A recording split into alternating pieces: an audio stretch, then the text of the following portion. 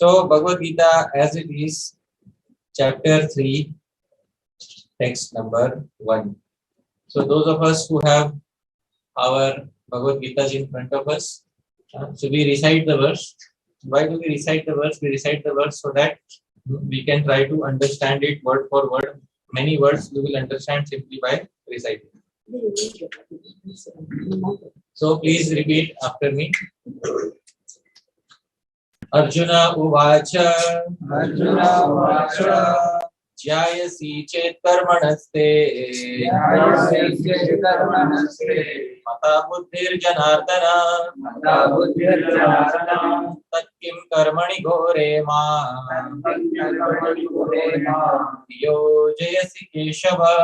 Yojayasi Keshava. Synonyms.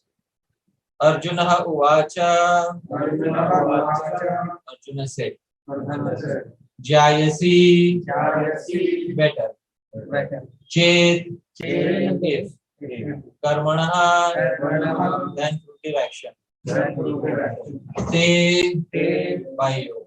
By. Mata. Mata. Is considered. Buddhi. Buddhi. Intelligence. Intelligence. Janardana. Janardana. O Krishna. O Krishna. Sat. Sat. Therefore. Kim. Kim. Why? Why? Karmani. Karmani. In action. In action. Ghore. Ghore. Ghastly. Ghastly. Mam. Mam. Me. Me. Niyojayasi. Niyojayasi. You are engaging. You are engaging. Keshava. Keshava. O Krishna. O Krishna. Arjuna said. Arjuna said. This you don't have to do. Arjuna said, O Janardana, O Keshav, why do you want to engage me in this ghastly warfare? If you think that intelligence is better than fruitive work. Purport by His Divine Grace, Abhay Charnaram, Srila Bhaktivedanta Swami, Srila Prabhupada ki Jai. Purport. The Supreme Personality of Godhead, Shri Krishna, has very elaborately described the constitution of the soul in the previous chapter, with a view to delivering his intimate friend Arjuna from the ocean of material grief. And the path of realization has been recommended, Buddhi Yoga, or Krishna consciousness. Sometimes Krishna consciousness is misunderstood to be inertia, and one with such a misunderstanding often withdraws to a secluded place to become fully Krishna conscious by chanting the holy name of Lord Krishna. But without being trained in the philosophy of Krishna consciousness, it is not advisable to chant the holy name of Krishna in a secluded place, where one may acquire only cheap adoration from the innocent public. Arjuna also thought of Krishna consciousness or Buddhi Yoga or intelligence in spiritual advancement of knowledge as something like retirement from active life and the practice of penance and austerity at a secluded place. In other words, he wanted to skillfully avoid the fighting by using Krishna consciousness as an excuse. But as a sincere student, he placed the matter before his master and questioned Krishna to the best course of action. In answer, Lord Krishna elaborately explained Karma Yoga or work in Krishna consciousness in this third chapter. Hare Krishna. Mukam karoti vachalam pangam langayate kripatamaham vande Suguru. So we are in the third chapter of Bhagavad Gita, and first chapter has been introduction. The first chapter is called Arjuna Vishad Yoga. So anybody knows what is the meaning of Arjuna Vishad Yoga? Yes. Lamentation of Arjuna. Lamentation of, that is Arjuna Vishad. And Yoga. Yoga means Bhakti Yoga. So Arjuna Vishad, literally Vishad means lamentation. Arjun is Arjun. So Arjun Vishad means Arjunasya Vishad. Basically the lamentation of Arjun. Tat Sambandhi Yoga. And yoga which is connected to the lamentation of Arjun is called Arjuna Vishad Yoga. Now, is there any yoga philosophy in the lamentation of Arjun? Any yoga philosophy in the lamentation of Arjuna? Doesn't seem like it. Why have the Acharyas named the first chapter as Arjuna Vishad? It's a very important question. Acharyas have named the first chapter as Arjuna Vishad Yoga. They could have simply said Arjuna Vishad, but in fact they say Arjuna Vishad Yoga. Why include yoga in the lamentation of somebody? So the answer is very simple. Even through lamentation, Arjuna is going to take shelter of Bhagavan. Even through lamentation, Arjuna is going to surrender unto Bhagavan. So his Sharanagati, his surrender ultimately will be towards Bhagavan.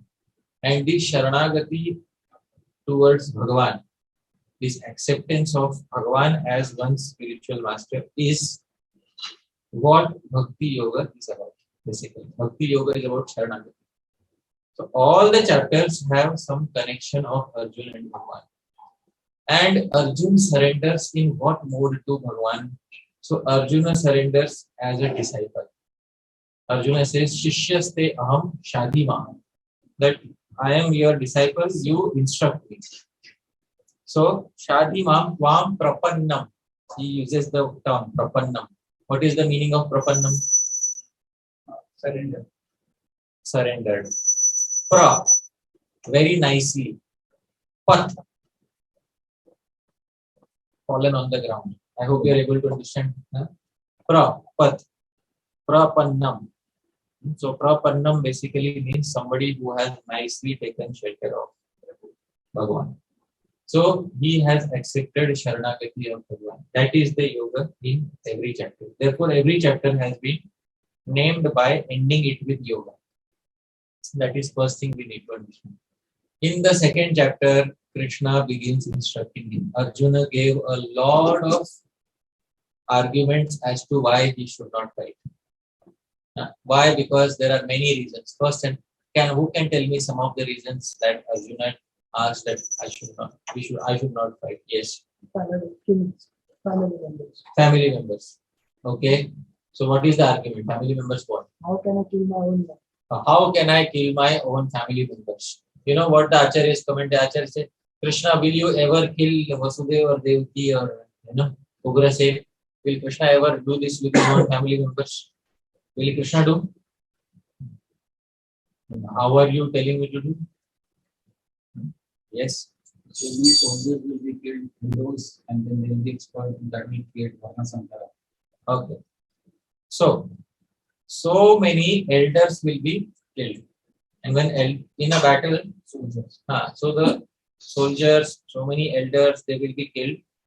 And especially when elders will be killed, there will be nobody to tell the next generation how to follow the path of Dharma. So when there will be nobody to tell the next generation how to follow the path of Dharma, they will become Swachhanda. You know what is Swachhanda? Yeah. They think there is nothing restricting us. Aisa. Freedom Kritva Gritam Vivet. Yavat Jivet Sugam Jivet. Bank loan दे रहा है तो loan ले लो subsidy है कि नहीं so this will be their behavior and this behavior is present today in society in front of our eyes. There is an entire section of the society which is actively working to dismantle the society. So there are sections in the society which are actively working to dismantle all structures in the society. See, in the United States, traditionally there is Christianity being followed as the state religion, and they say in God we trust. But in the United States, there is a very strong push from what is called as the left, or communists or socialists, that we don't agree to your God-given structure. Because we don't agree to your God-given structure, so what is the best way? So the best way is dismantle the structure. I hope you're able to understand. Dismantle the structure. How do you dismantle the structure? You, huh? By establishing yours. They don't have any structure of it. If you ask the communists, what is the structure? They will say ruler and worker is same. They will say like this. Huh? They don't practice like it. They will say the ruler and the worker is the same. Then why call one the ruler and one the worker? Both should be called ruler. Na? Sahi baat hai ki nahi? Huh? Why should one be called working class and why should one of them be called the ruling class? In communist, everybody has heard of Stalin? Yeah. So who was Stalin? Okay, yes, communist. That was every Russian, almost every Russian was a communist. But who was Stalin in Russia? What position did Stalin have? Yeah, he was the comrade general of United Soviet whatever republic. United. Soviet Republic. Yeah, so USSR. He was comrade general of USSR. And the person who just gets recruited in the army, those days they wouldn't voluntarily, people would be forcibly recruited in the army. So that person, he would be called conscript. What is he called? Conscript. He is recruited without any permission. Just you are fit person, you are fit, your body looks good. Chalo. You don't have any choice. Either you go to the army or you go to the gulag. You know what's the gulag? Gulag is concentration camp where you are tortured severely. So you have what option do you want? Army. Welcome, conscript. so now this is the social structure which the left, this is the original social structure of the left. So people are recruited, they are given into the army, otherwise gulag. We go to the gulag. And gulag sounds nice. It sounds like gulab, but it's not gulab. Okay, it's the very opposite. It's like the concentration camp that Nazis had. You're forced to work for 20 hours. You sleep for 4 or 5 hours. You're given food once a day. So that's what a gulag is. So you can search what a gulag is. Gulag. Okay, at homework. What's a gulag?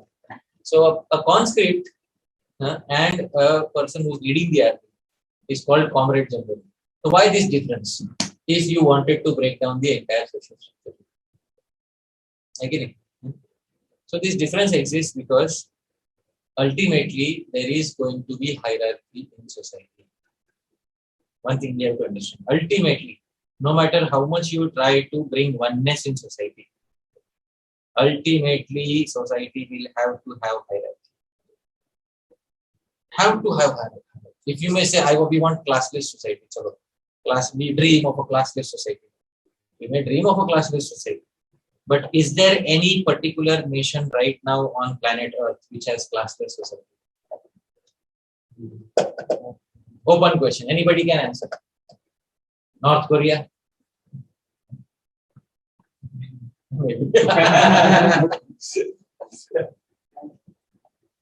No, it's not possible. North Korea also, they have army ranks. Those who are working in the army, they stay in Pyongyang. Have you heard of Pyongyang? It's the capital of North Korea. So they stay in Pyongyang. And the other people, they stay in the villages. And they're working in the villages. So, even in the communists, they wanted to break this down. But the structures of society were established by traditional religions. I hope you're able to understand. So, in the United States or in Europe, it was Christianity which did the task of establishing social order. And in Bharat Bhumi, or what we call Aryavats, since time immemorial, there are social orders. Now, Arjuna's fear is if these orders are broken, then who will teach the next generation? I hope you're able to understand. And then there are many of these Nastikas. Nastik means they don't believe in anything. They don't even believe what their father taught them, all of them. So, they're Nastikas. At one point of time, they will not hesitate to go against their own father. So, these people will teach the next generation all nonsense. And when they teach the next generation all nonsense, what will happen is that the next generation will become open to exploitation, vulnerable to exploitation. And once they become vulnerable to exploitation, between man and woman, it is the woman who gives birth. The leftists will challenge this also. They will say, we'll prove that man will give birth. Yes, sir. This is the level of brainwashing. They are so brainwashed that they made a man pregnant. I mean, they made a man an artificial womb. They put in the stomach of a man, and then they put a child inside that, and they say, see, man can also.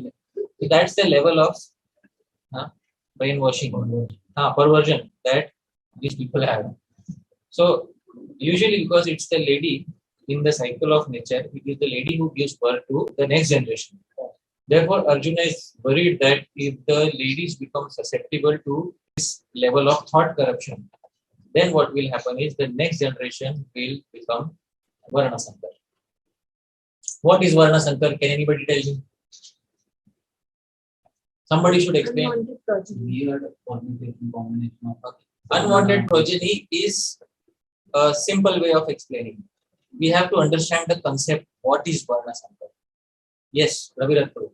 Sankar is a mixture. So it can be any type. Varan is also a mixture, and it can be Bhasha, Sankar, then it can be Jati. So all that mixture, and the child gets confused of where he belongs to the village Sankar. Very nice. So, you heard this previously? Okay. Okay. I was going to say. Wow. Here only you said this. You got the answer sheet with you. No, you said here it's Okay, here itself. So, this is a revision of what I said.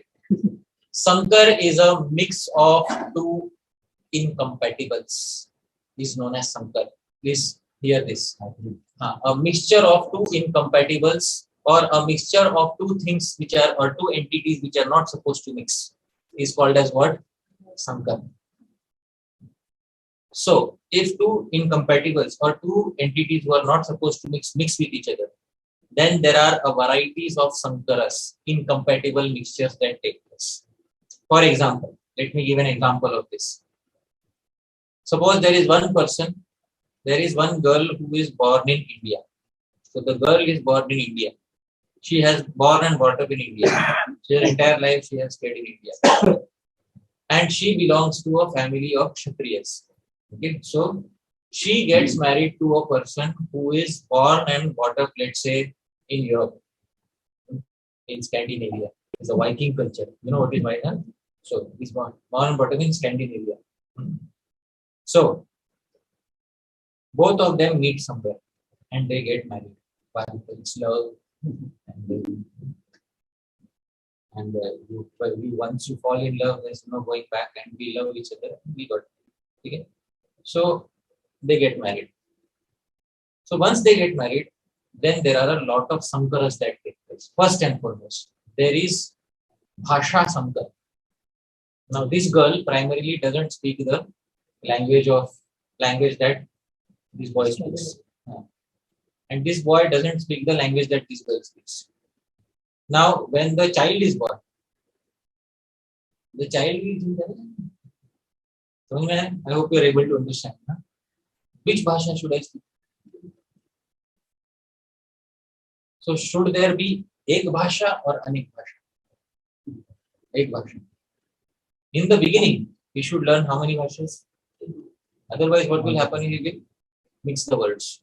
Once you mix the words, then is it easy to separate them or difficult to separate them? See, in my case, both my parents belong to same culture. So they are both from Maharashtrian culture. But one issue happened. When I was in first standard, we went to Jaipur. And Jaipur, the primary language is Hindi. So when I went to Jaipur, I studied Hindi. I became very nice in Hindi. Hindi हमारी ऐसी हो गई कि जैसे उत्तर भारत में जैसे हिंदी भाषी लोग हिंदी बात करते वैसे हमारी Hindi. But I could not speak Marathi because there is nobody to speak Marathi. There's nobody to speak Marathi. After many years, when I came back to Maharashtra, then I decided I will pick up on Marathi. Then when I used to go to my village every summer weekend, people used to make fun of me. So I don't know how to speak Marathi. So I just know how to speak Hindi nicely.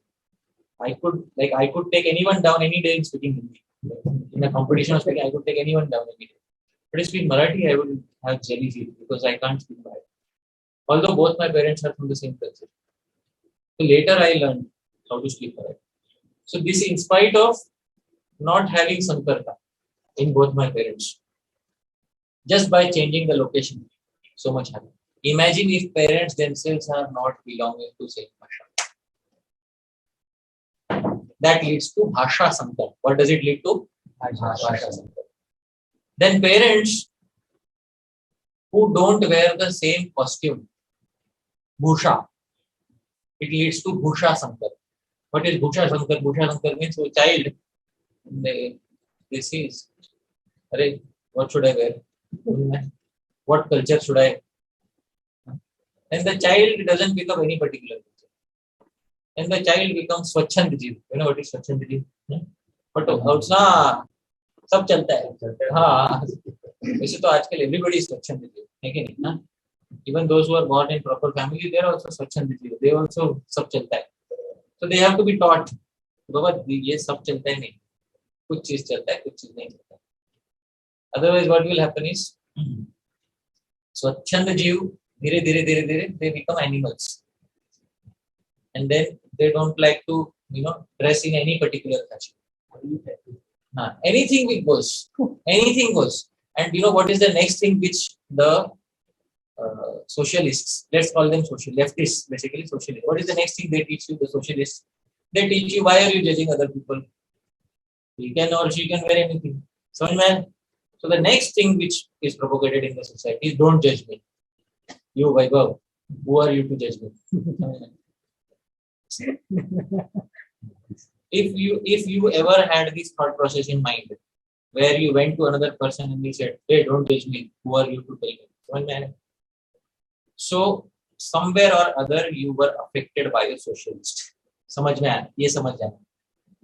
Somewhere or the other, some socialist injected his thought process in you through a TV program, through a YouTube video, or through some place. Somebody inserted their thing into you, their philosophy into you. Actually speaking, if you are following the code of dharma, and if you are dressing according to dharma, then the entire world can judge you and still you will proudly say, I am doing what is necessary. समझ में आया? I hope you are able to understand. Tomorrow, if a Kshatriya, like Arjuna, or if a Kshatriya in modern day, a Kshatriya, doesn't dress like a Kshatriya. Nowadays they teach a man can also dress like a woman. आजकल इनसे सिखा रहे हैं.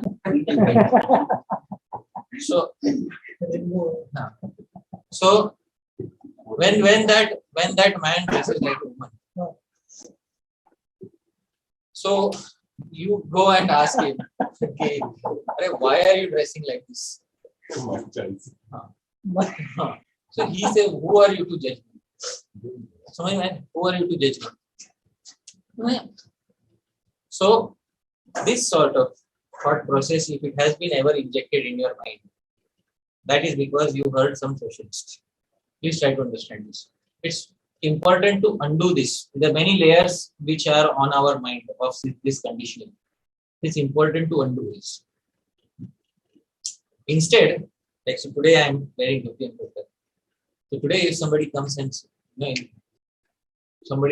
says, "Hey, aap dhoti kurta kyun pehne?" Poshak.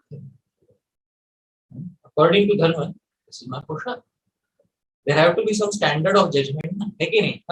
So according to the traditional standard of judgment, you can judge me. And I will pass in that judgment. I will not say don't judge me. I will say judge me.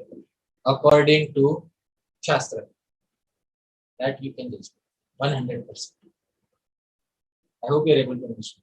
So the answer is not don't judge me. This don't judge me where it leads to, where sadak pe aadmi, bina kapde घूमेगा. And when you tell him ऐसा क्यों कर रहे बेटा, बोलेगा don't judge me. Who are you to? समझ में आ रहा है? ऐसा हो जाएगा. In this direction, the society is going. This is the direction in which society is going. And who promotes this? This is promoted by and their role models and icons are all those who are in the entertainment industry. I hope you are able to understand.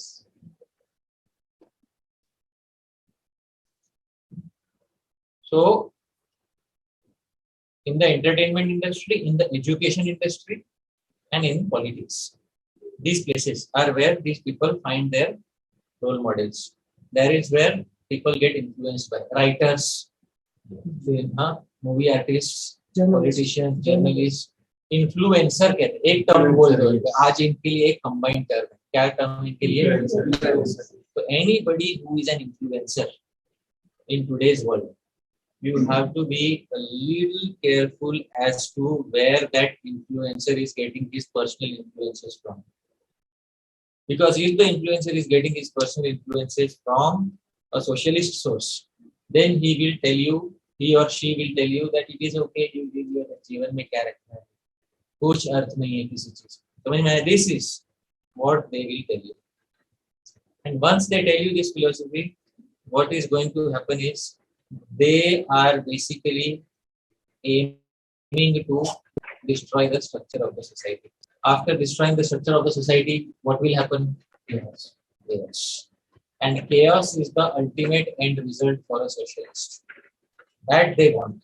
They love. They love chaos. They love chaos. Like anything. They like it very much. Why? Because only when there is chaos will we be able to establish the rule of the public.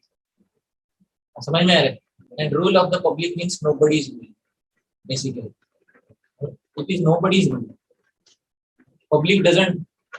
There is no rule of the public because you have told everybody don't judge each other. समझ में आ रहा है? So nobody can rule. Huh? Today, the Prime Minister of India can't come and ask you, Vaibhav, why are you dressed like this? What will you tell the Prime Minister of India? It's not right. हाँ? तुम कौन है भाई? समझ में आ रहा है? हाँ वेरी गुड. तुम भले हो प्राइम में तुम्हारा ऑफिस में तुम इधर का तो समझ में आया. So Isn't that a demonic thing? हाँ, but previously you are under a king. Then the king comes and says, तुम ऐसे क्यों करते हो? उसके हाथ में तलवार रहेगा ना, तभी आप करोगे. But nowadays, a modern terminology says it's a dictator. Dictator. Dictator means basically is no religious philosophy. Yeah, that's fine. But with dharma, then people follow some structure. And when people follow some structure, then the next generation can be preserved. And do we want to preserve the next generation? This is the big question. या आज ही जितना हमारा जीवन है उतना ही जी लो, बस अगला किसने देखा है? Is that what we want to do? If we have to take a next birth, do we want to take our next birth in the next generation in this society?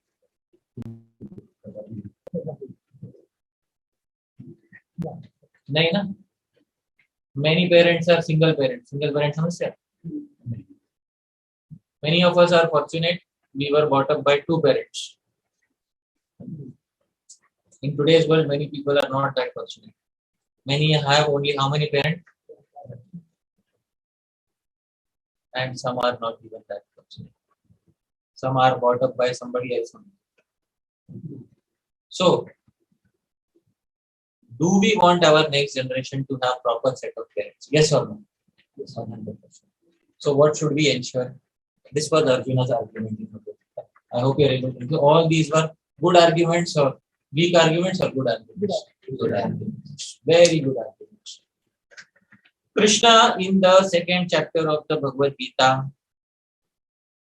Krishna starts saying, all right, you spoke very nicely, but actually what you are speaking is not according to the speech of a Pandita. Why? Because Krishna ultimately wanted to say these people have already been killed by me. You have to become Nimitta. What do you have to become? Nimitta means instrument. You have to become instrument. If Arjuna would not have fought, what would have happened? Still, somebody else in that form. But the war wouldn't have happened. If Pandavas wouldn't have fought. Like see, if Krishna would have said, Arjun, nice, wow, I never realized this. Yeah? It's better not to fight. So the Yudhishthir wouldn't also have fought. If Krishna says, Yudhishthir wouldn't have fought, then what would happen? Still one person would have fought. Who would have fought? No, Yudhishthira is not fighting. Why will he fight? Yudhishthira would have told him, "Nare Shant raho." Krishna to had take pratigya, I will not fight. Krishna become. Bhishma to will fight when somebody attacks him. Okay. Why will Bhishma fight if nobody, no Pandav is fighting?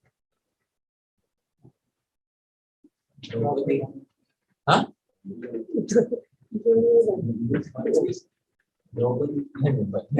I'm not looking for ekdam exotic answers. Drishtadyumna would still have fought.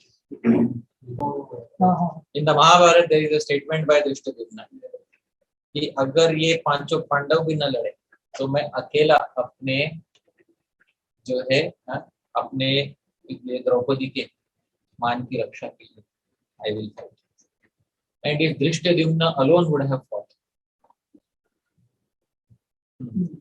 the brother of Draupadi is born from the same Yajna as Draupadi. If Drishtadyumna alone would have fought, Krishna would have supported Drishtadyumna and slaughtered all of them through single-handedly, through whom? Drishtadyumna. वो तो होना ही था. समझ लो, it was bound to happen. Of course. So it was already settled that these people are going to die.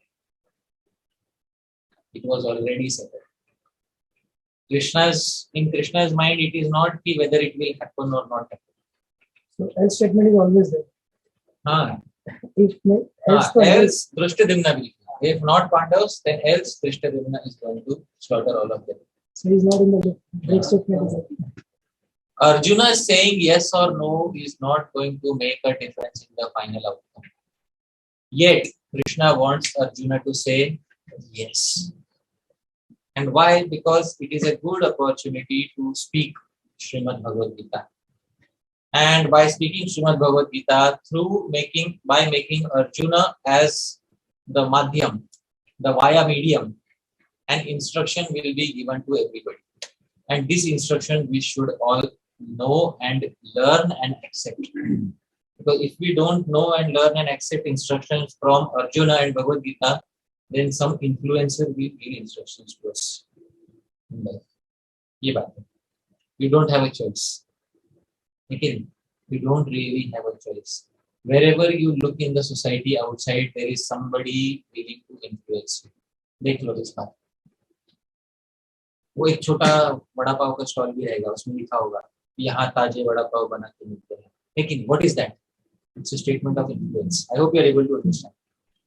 Every small nook and corner, there is a person who is trying to influence you. They are not saying ऐसे वो बड़ा पाव के stall पर नहीं लिखा भगवत गीता पढ़ो और खुश रहो, धर्म का पालन करो, अपने अपने धर्मों में लगो और सुख प्राप्त करो. नहीं लिखा है. वो बड़ा पाव के स्टॉल पे ये लिखा है यहाँ बढ़िया लहसुन के चटनी के साथ बढ़िया अच्छा बनाकर मिलता है कि नहीं ना. जम्बो. तो sorry to bring up Anika this.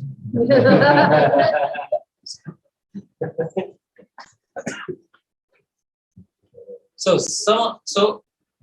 in order to, because nobody gives you clarity of thought in the world outside. I hope you are able to understand. You listen to one socialist and the next day another socialist comes and runs him over.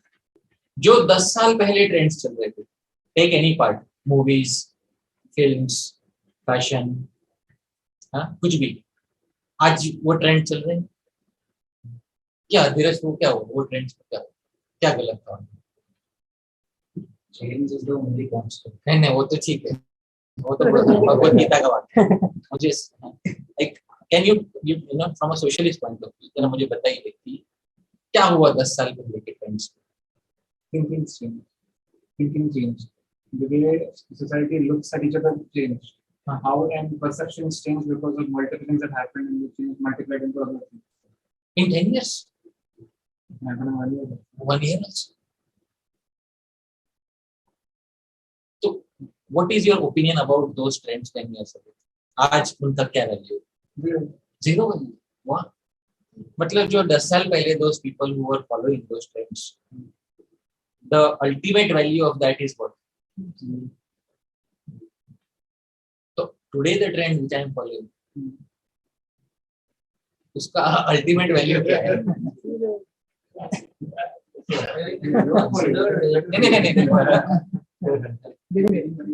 नहीं, anybody जो आज का trend if I am following, उसका value क्या है?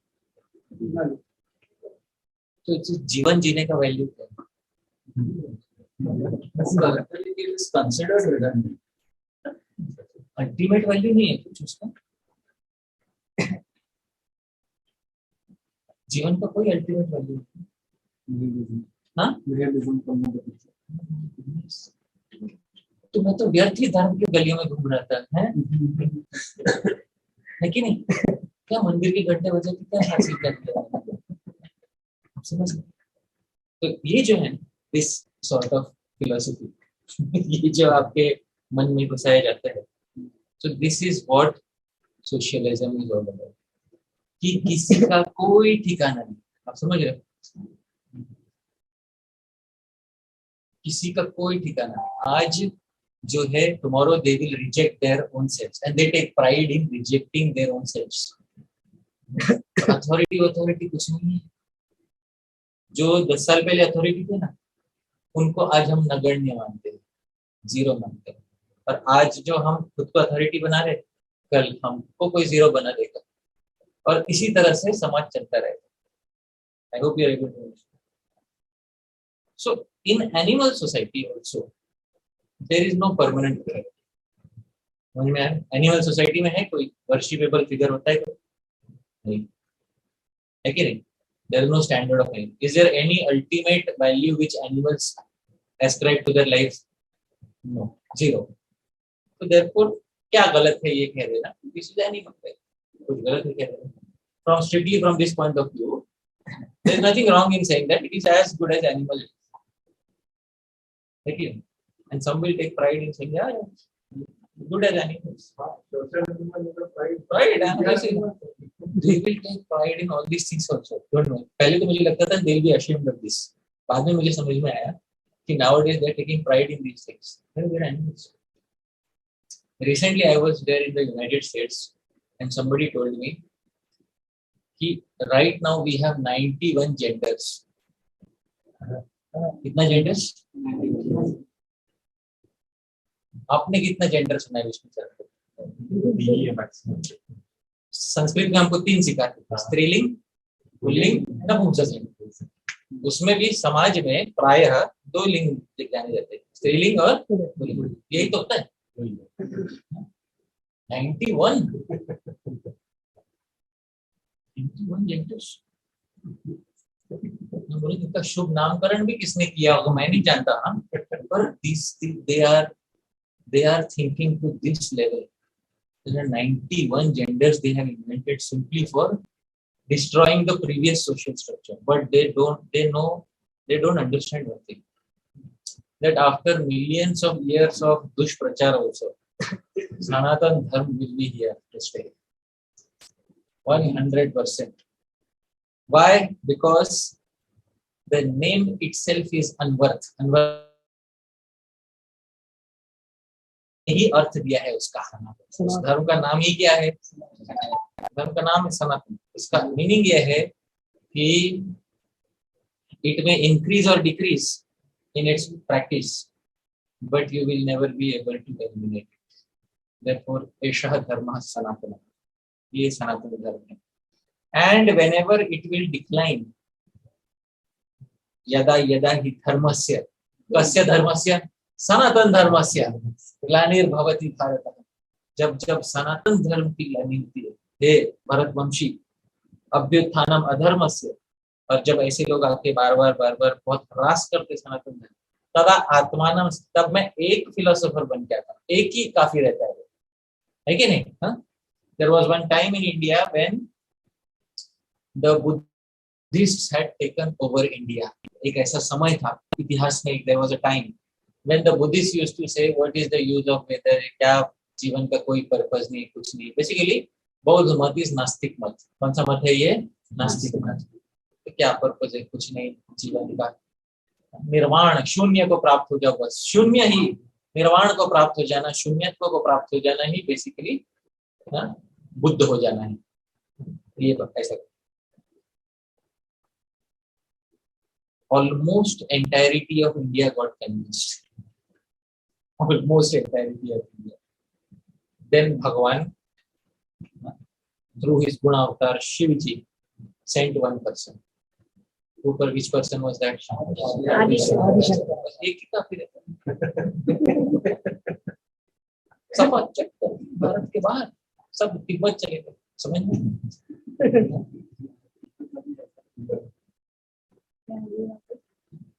Usually, no religion recovers once it is damaged to such an extent.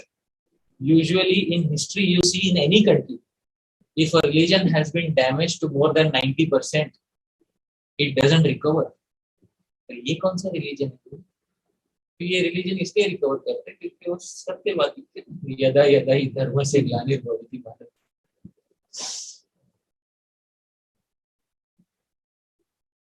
आदि Shankaracharya comes and he says Vedaha Pramanam, जो कि हम तत्व संदर्भ में भी डिस्कस करेंगे। Most of the arguments in तत्व संदर्भ are not newly invented by Jiva Goswami. Please try to understand this. The arguments that we were discussing in तत्व संदर्भ की वेद प्रमाणिक क्यों है? Most of these arguments, 90% of these arguments are the same arguments that Adi Shankaracharya has given for Veda Pramani. Not different. Jiva Goswami has taken 90% of the same arguments in our philosophy. क्यों? So those arguments are philosophy में common arguments है हमारे लिए. We share that common ground with Adi Shankaracharya. कि हम Gaudiya Vaishnavas and Advaita Sampradaya, they both believe equally in Veda Pramanya. They both equally believe that Vedas are the ultimate authority. Therefore, the arguments to prove the authority of the Vedas are also 90% similar. That's all. There is not much difference. But see, one personality can make all the difference. So from our side, we should not be worried about भाई सनातन धर्म का क्या होगा, क्या नहीं होगा, philosophy बची रहेगी है. Tomorrow, many of these influencers are destroying society. Don't worry. When people push hard against Sanatana Dharma, the pushback is also very hard. Don't worry about this. Again, and Sanatana Dharma comes up in places where you have never even heard about. In the United States, there was absolutely no possibility of Sanatana Dharma. One Krishna sends one person, like Prabhupada does. Once. That's it. I hope you're able to understand. The entire planet, the Krishna Bhakti is there. Bhakti Yoga is revived. So, from time to time, Bhagwan either comes himself or sends some Vibhuti. Vibhuti means some empowered person. That's why we call Prabhupada Shakti Avesh. What do we call Prabhupada? Shakti Avesh. Usually, Shakti Avesh is reserved only for Bhagwan. This term Shakti Avesh. शक्ति आवेश अवतार, अवतार कहते हैं शक्ति आवेश अवतार. अवतार शब्द किसके लिए रिजर्व रहता है? भगवान के लिए. Why do we call Prabhupada शक्ति आवेश अवतार? जबकि अवतार शब्द should not be used for anybody besides Bhagwan Vishnu. Why do we call Prabhupada शक्ति आवेश अवतार? Because although he is not Vishnu in identity, but the task he has done is the task of Vishnu. Therefore, we call him as Shakti Avesh Avatar. He has the Shakti of Bhagwan Vishnu working with him. Shakti उनमें आविष्ट है. आविष्ट का मतलब क्या? उनमें invested है भगवान. इसलिए therefore he is known as God. So Bhagwan told Arjun in second chapter that Arjun, actually this is your moha, illusion है ये तुम्हारा. Actually ये सब क्या? आत्मा की बात करो. न जायते म्रियते वा कदाचित् नायं भूत्वा भविता मानतो अजो नित्यं शाश्वतोऽयं पुराणो न हन्यते हन्यमाने. आत्मा मरता नहीं, आत्मा अजर है, नित्य है, सनातन है, ये है, वो सब बताए. This line of thought is called सांख्य योग. What is it called? सांख्य योग. सांख्य योग का दूसरा नाम है ज्ञान योग. क्या नाम है? ये आज से हम मन में रखेंगे. तो जहां जहां सांख्य योग बोला गया है उसको क्या बोलना चाहिए? ज्ञान योग. जानना चाहिए ज्ञान योग. फिर बीच में Krishna saw that Arjun is not really very convinced about this line of thought. Arjun अभी तक अपना धनुष नहीं उठा रहा है. अरे ये तो शरीर नहीं, ये आत्मा है, शरीर के मरने से आत्मा तो मरती नहीं है. तो फिर क्या फर्क पड़ता है, फिर ना मारो और ना मारो क्या फर्क पड़ता है कि नहीं. हाँ, अगर ये शरीर, these are not bodies, these are souls, मारो ना मारो क्या फर्क पड़ता है, फिर मैं मारू ही क्यों. सही बात है कि नहीं. Arjun was not very convinced. बीच में Krishna changes tracks in the second chapter. ये तो मैंने सांख्य योग के हिसाब से बुद्धि बताई. अब बुद्धि योग के हिसाब से, कौन सा योग के हिसाब से सुनो. बुद्धि योग जहां जहां सुनना वहां जानना कर्म योग. क्या जानना. कर्म. सांख्य योग जहां सुनना वहां क्या जानना. ज्ञान योग. बुद्धि योग जहां सुनना वहां क्या जानना. अच्छा, Srila Prabhupada translates almost both of them as Krishna consciousness. तो यहाँ पे many people they say कि भाई how can कर्म योग be translated as what. Krishna consciousness. कर्म योग बेसिक कृष्णा कॉन्शियसनेस कैसे कैसे. So can anybody tell me what is कर्म योग. बेसिक फंडामेंटल भगवत गीता कर्म योग क्या है. हाँ. Oh, very nice. Very nice. You quoted from Bhagavad Gita, third chapter जो आगे आने वाला है. तो थर्ड चैप्टर में बहुत अच्छा आपने श्लोक दिया. हमको ऐसे प्रमाण मालूम होने, कल कोई पूछेगा ना कि भैया कर्मयोग क्या है, तो कर्म क्या है, कर्मयोग क्या है, ये हमको जानना चाहिए. Very nice. So those of us who have Bhagavad Gita in front of us, we should open Bhagavad Gita.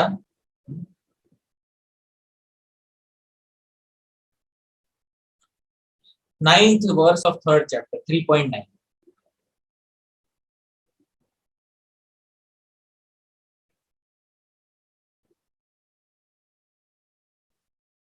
ठीक है. Do you see that? So, मेरे पीछे बोलिए. यज्ञार्थात् कर्मणोऽन्यत्र कोऽयं कर्म बन्धनः तदर्थं कर्म कौन्तेय मुक्तसंगः समाचर. यज्ञ अर्थात कर्मणः, मतलब किसके लिए कर्म यहाँ पे करने चाहिए. यज्ञ के लिए. यज्ञ मीन्स व्हाट. क्या प्रमाण. यज्ञो वै विष्णु. श्रीधर स्वामी टीका में यज्ञो वै विष्णु इति श्रुते है. श्रुति में जानते हैं, वेद में जानते हैं कि यज्ञ इज डायरेक्टली इक्वल टू होम विष्णु. तो जब कहते हैं यज्ञार्थात कर्म, यज्ञ के लिए कर्म करो, तो किसके लिए कर्म करो. श्रीधर स्वामी अहेड से विष्णु प्रीति अर्थम, विष्णु प्रीति के लिए कर्म करो. अब जब विष्णु प्रीति होती है, विष्णु प्रीति कौन से योग में होती है सबसे अधिक. कर्म योग में, ज्ञान योग में या भक्ति योग में. तो जब कर्म योग को एक प्रकार का भक्ति योग कह दिया तो उसमें क्या गलत. कर्म योग इज बेसिकली व्हाट. विष्णु प्रीति अर्थम कर्म, है कि नहीं. विष्णु प्रीति अर्थम कर्म इज कर्म योग. तो विष्णु प्रीति का उसमें जो एलिमेंट है, जो अंश है, इज बेसिकली ऑफ विच योग. भक्ति योग का ही तो अंश है. इसलिए कर्म योग को कभी कभी प्रभुपाद जी ने कृष्णा कॉन्शियसनेस करके अनुवाद किया. But we have to understand why did Prabhupada not give the exact terms. कर्म योग को कर्म योग कहो, ज्ञान योग को ज्ञान योग कहो. पर बात यह है कि those people who are not scholars, those people who don't understand technicalities, those people who think कि give us one thing, तीन चीज मत दो हमको, उनके लिए what is the one thing that they should get. They should get bhakti. Therefore, many places karma yoga has been translated as which yoga. You can understand what is the अभिप्राय, आचार्य का अभिप्राय क्या है कुछ करने के पीछे. What is the reason why certain acharyas do certain things in a certain way. So this bhakti yoga. In karma yoga there is a big element of which yoga. Bhakti yoga. अच्छा, what about ज्ञान योग. ज्ञान योग का definition दो जरा. ज्ञान योग क्या है.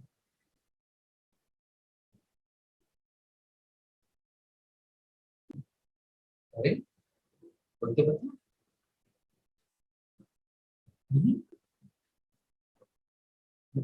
कृष्णा कॉन्शियसनेस अनुवाद कर दो। फिर तो 3 शब्दों की आवश्यकता ही नहीं, फिर तो एक शब्द में ही काम चल जाएगा। Why did Krishna give 3 different terms? कर्म योग, कर्म ज्ञान एंड भक्ति। अगर तीनों का ट्रांसलेशन एक ही होने वाला है तो टर्म कितना देना चाहिए? फिर एक ही टर्म देना चाहिए ना। टर्म कितने दिए भगवान ने? 3, कर्म ज्ञान भक्ति। तीनों का अनुवाद में कुछ कुछ महीन भेद होना चाहिए, ठीक है नहीं? अभी मैंने महीन भेद बता दिया, कर्म योग बता दिया।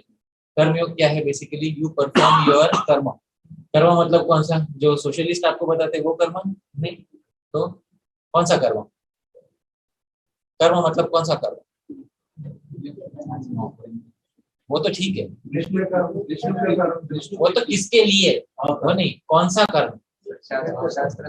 शास्त्र के अनुसार कर्म। बहुत अच्छा। नहीं तो क्या हो जाएगा ना, वो ऑफिस में जाता है ना, वो आदमी बोलेगा मैं कर्म कर रहा हूँ। समझ रहे हो ना? बहुत इंपॉर्टेंट है ये जानना। हाँ ठीक है। नहीं नहीं, आपके वर्ण और आपके आश्रम की स्थिति के अनुसार कर्म को कर्म कहते हैं ना शास्त्रों में, है कि नहीं? परधर्मो भयावह कहने का आवश्यकता है कि किसी दूसरे का धर्म मत करो, नहीं तो भय को उत्पन्न करता है वो, है ना? ये तो कहा है भगवान ने भगवद गीता में। तो what you have said is very correct, that according to your position in वर्ण एंड आश्रम, whatever karma you do, that is called as what? Karma. When that karma is done for whose प्रीति? यज्ञ की प्रीति, विष्णु की प्रीति, that becomes known as which yoga? समझ में आ रहे हैं?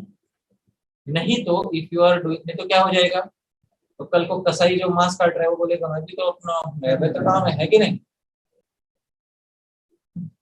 मैं बोल इदम विष्णवे इदम नमः, गला दे दिया बकरे का। आप समझ रहे हो?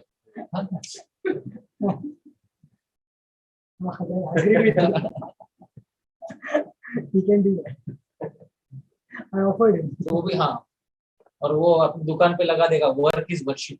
कितना गलत ट्रांसलेशन है कर्म का, समझ रहे हो? कितना गलत अनुवाद है कि वर्क इज वर्शिप।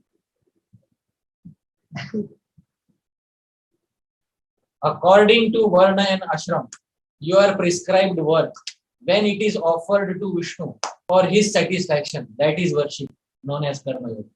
ये होना चाहिए ना, या उसका ओवर सिंप्लीफिकेशन करके वर्क इज वर्शिप। वो तो कोई सोशलिस्ट भी बोल सकता है, आप समझ रहे हो? जो नास्तिक है वो भी बोल सकता है। एक कॉन्स्क्रिप्ट आर्मी में आ रहे कि तुम्हारे लिए यही पूजा है, भगवान भगवान कुछ नहीं, ये तुम्हारी पूजा है। देश की पूजा करोगे कि नहीं करोगे? है ना? इधर हमने सोवियत रशिया बनाया है, कैसे पूजा करोगे रशिया की?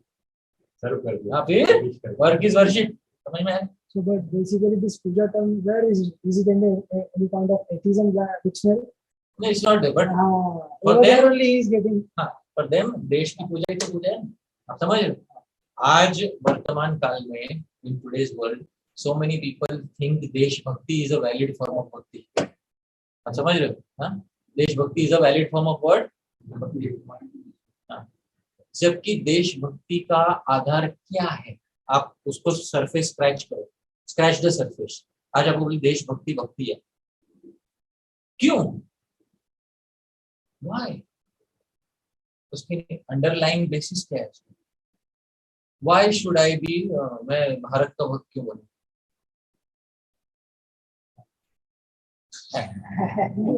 भक्ति रसामृत सिंधु में लिखा है क्या? तो इसमें लिखा है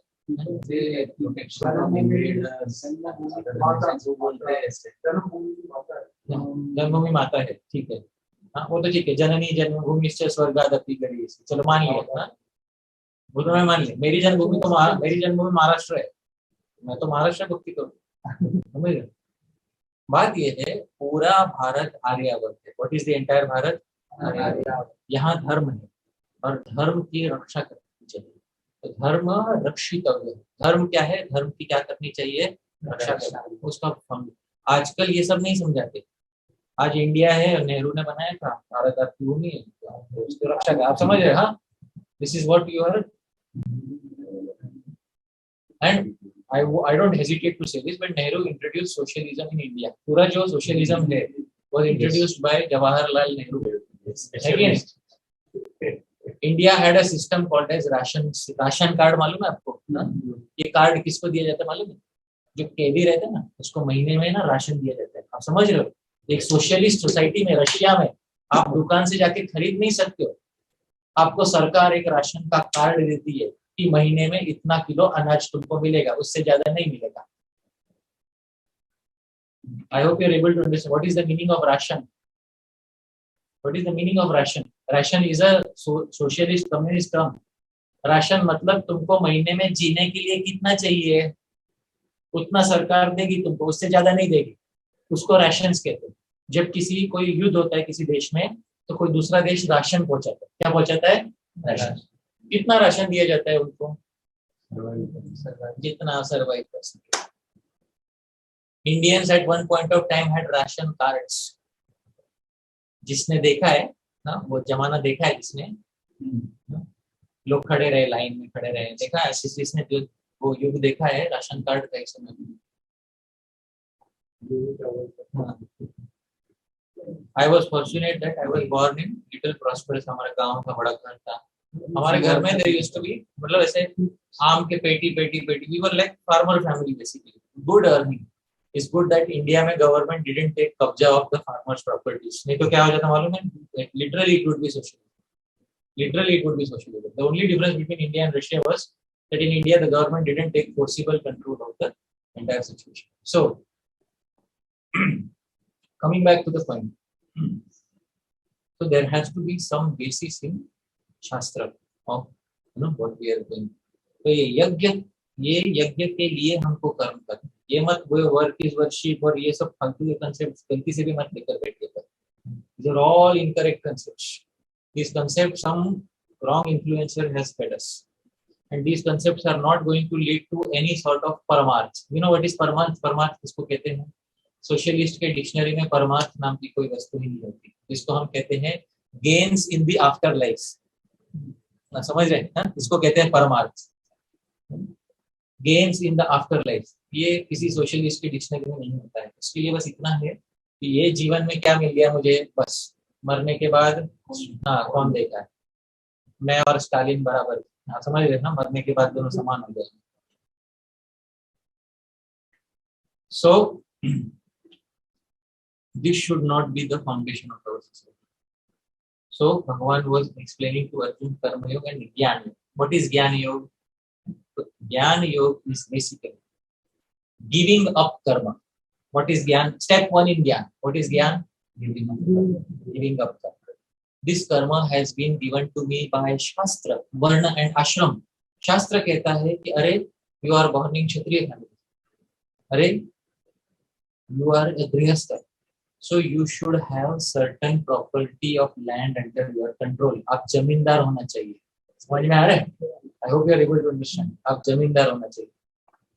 अगर आप जमींदार हो, आप अपने वर्ण धर्म के हिसाब से अगर आप जमींदार हो, तो you will control a big patch of land. आपका ऑक्यूपेशन सिक्योर हो गया कि नहीं हो गया? स्टेप 1, आपका ऑक्यूपेशन सिक्योर हो गया। ब्राह्मण से अधिक आपका धन है। आप समझ रहे हैं? You are earning much more than वो जो बेचारा ब्राह्मण तो दिन भर शास्त्र पढ़ के क्या कमा रहा है, वो तो दक्षिणा पे जीवित है ना, वो तो है ना, वो आप जैसे लोग दक्षिणा देते हैं तब उसका आजीविका चलता है। सही बात है कि नहीं? सबसे ज्यादा कमाई किसको है पूरे वर्णाश्रम सिस्टम में? कमाई क्षत्रिय और वैश्य को है। सही बात है कि नहीं? सबसे ज्यादा कमाकर कौन? अच्छा, आपकी कमाई सबसे अधिक है, बट आप जैसे बहुत सारे क्षत्रिय ऐसे हैं जो आज कर्म ना करके कुछ दूसरे धर्म का कर्म कर रहे हैं, है कि नहीं? They are not doing so. ये जो कर्म है जो शास्त्रों के हिसाब से बताया, इसको वॉलंटरीली त्यागना। वॉलंटरीली क्या कर देना? त्यागना। क्यों त्यागना? ताकि मैं I can realise what is ब्रह्म तत्व। व्हाट इज विच तत्व? अर्थात विच जिज्ञासा? ब्रह्म जिज्ञासा। मुझे कौन सा तत्व समझना है? अच्छा, ब्रह्म क्या है यही तो समझना है। समझ रहे ना? यही तो समझना है कि ब्रह्म क्या है। तो अर्थात ब्रह्म जिज्ञासा। ब्रह्म क्या है? So according to Jnana Yogi's point of view, I'm speaking from which Yogi's point of view? Jnana. Don't take it as a Bhakti point of view. According to Jnana Yogi's point of view, सर्वम खलविदम ब्रह्म. इस संसार में जो भी कुछ है, आपको आंखों से दिख रहा है या नहीं दिख रहा है, वो सब क्या है? आपके अंदर क्या है? मेरे अंदर क्या है? इस पुस्तक में क्या है? इस हवा में क्या है? सबके शरीर में कौन घुसा हुआ है? उस गरीब मजदूर में क्या है? उस अमीर सेठी में क्या है? सब में सर्वम खलविदम ब्रह्म. समझ लो. In English, if I say, the underlying fabric of all existence is Brahma. आप समझ रहे हो ना? Let's just put it in this way. The underlying fabric which is sustaining all existence, which is putting two molecules together, जिसकी वजह से एक atom दूसरे से जुड़ा हुआ है, वो क्या है? ब्रह्म है. अच्छा, अब इस ब्रह्म के साथ अपने आप को अभेद मानना. क्या मानना? अपने आप को अभेद, नॉट डिफरेंट मानना. This is a jnana yogi point of view. This is what the Gyan Yogi wants to achieve. Finally, to achieve that, I am not different from Brahman. This is the Gyan Yogi's concept.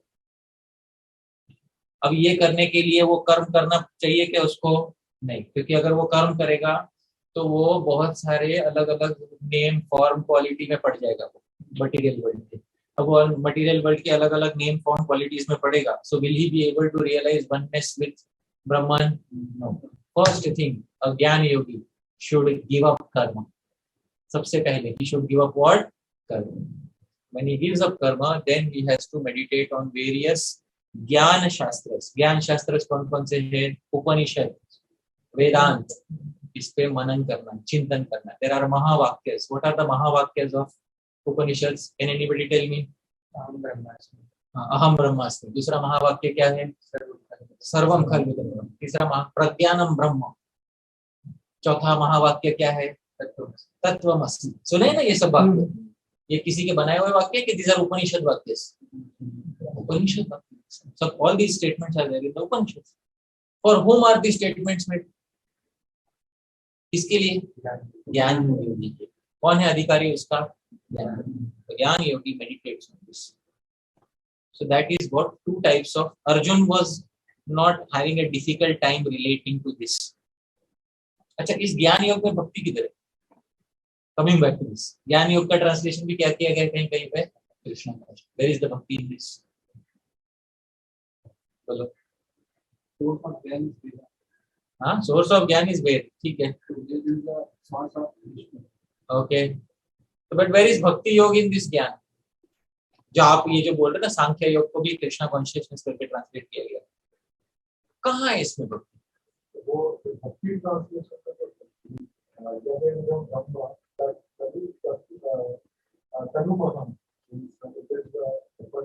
सही बात है. तो जब हम ज्ञान योग का translation Krishna, आज हमको हमारे ये जो है ना एज इट इज, इसके कुछ हमको डिफेंस भी चाहिए कि नहीं? Sometime people do put an objection to you.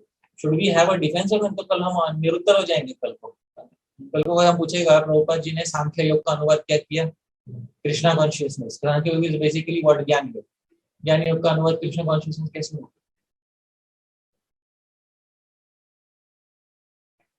मैंने बताया ज्ञान योग क्या है. ब्रह्म के साथ अपने आप को क्या मानना? वन मानना, अभेद मानना. इसके लिए शास्त्र सुनना पड़ता है. कौन सा शास्त्र सुनना पड़ता है? ज्ञान शास्त्र. कौन सा ज्ञान शास्त्र?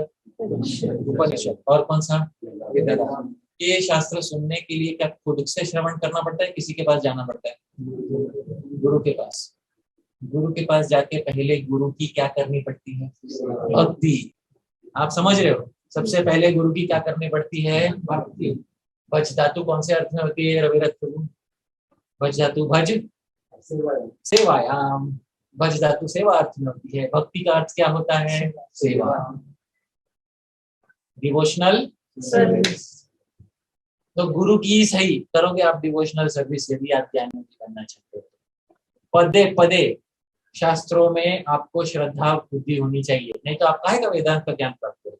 जो शास्त्र में श्रद्धा ही नहीं है उसमें आप थोड़ी वेदांत का ज्ञान प्राप्त करो. नहीं, you cannot attain. In every step you will have to have Shraddha, and because you will have to have Shraddha in every step, therefore that Shraddha is nothing but the first step of which yoga? So that Shraddha is the first step of Bhakti Yoga, nothing else. So you need to have Bhakti Yoga even when you are a Gyan Yogi. ज्ञान योगी वो भक्ति किसके प्रति प्रकट करता है? गुरु के प्रति। लेकिन ऐसी बात, गुरु के प्रति भक्ति हुए बिना नहीं हो सकता। फाइनल प्रमाण, यस्य देवे परा भक्तिर् यथा देवे तथा गुरौ तस्यैते कथिता हि अर्था प्रकाशन्ते महात्मनः। सुना है ना कि क्या अर्थ है इसका? यस्य देवे परा भक्ति और भक्ति जब यथा देवे तथा गुरौ, जिस रूप में भगवान है वही रूप में गुरु को मान के यस्य देवे पराभक्ति, जिसकी देव में श्री कृष्ण में पराभक्ति होती है। क्या होती है जिसकी श्री कृष्ण में पराभक्ति? यथा देवे, और जैसे देव में भक्ति है तथा वैसी ही भक्ति किसमें हो जाती है? उसकी गुरु में। मतलब उतनी ही बुद्धि से वो गुरु को भी भक्ति करता है। तस्यैते ही कथिता ही अर्थ, उसके लिए शास्त्रों के अर्थ कहे जाते हैं, उसी के लिए ही शास्त्रों के अर्थ प्रकाशित होते हैं। So a jnana yogi also has to exhibit first and foremost what? ये बात बहुत इंपॉर्टेंट है यहाँ पर समझना। दूसरे अध्याय में भगवान ने how many types of yoga did Krishna explain? First he took line, which line of thought he did he take? Sankhya. Sankhya is which yoga? And seeing that Arjuna is unconvinced by this line of thought, Krishna changed tracks to which yoga? Buddhi yoga. Buddhi yoga is which yoga? फिर अर्जुन को ये बताया, रे अर्जुन तू क्षत्रिय है, क्षत्रिय के लिए स्वर्ग का द्वार खुलता है, तू लड़ क्योंकि तू क्षत्रिय है। हतो वा प्राप्स्यसि स्वर्गम जित्वा वा भोक्ष्यसे मम, मारा जाएगा तो स्वर्ग को प्राप्त होगा, जीतेगा तो पृथ्वी भोगेगा। समझ? आजकल ये भावना किसने? हतो वा प्राप्स्यसि स्वर्गम जित्वा वा, अरे मैं मारा जाऊंगा तो घर पे जाके टीवी कैसे देखूंगा? समझ में आ रहा है? यूट्यूब कैसे चलाऊंगा? मारा जाऊंगा तो समझ। इसलिए पिछले 5-6 साल, पिछले शताब्दी में देख लीजिए, after world wars basically there are rarely been any major wars. लोग डरपोक हुए, समझ रहे हैं? डरपोक हो गए। आफ्टर वर्ल्ड वॉर कौन सी कंट्री ने दूसरे कंट्री को एनेक्स करके कॉन्कर किया?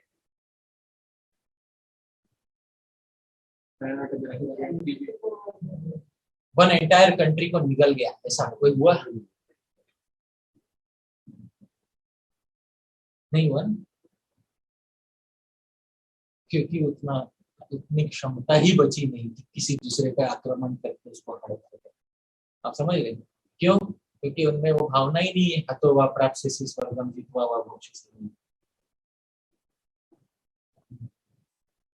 हाँ, एक पंथ है इस दुनिया में कि कुर्बान हो जाओगे तो जन्नत में जाओगे। आप समझ रहे? हाँ, एक पंथ आज भी बचा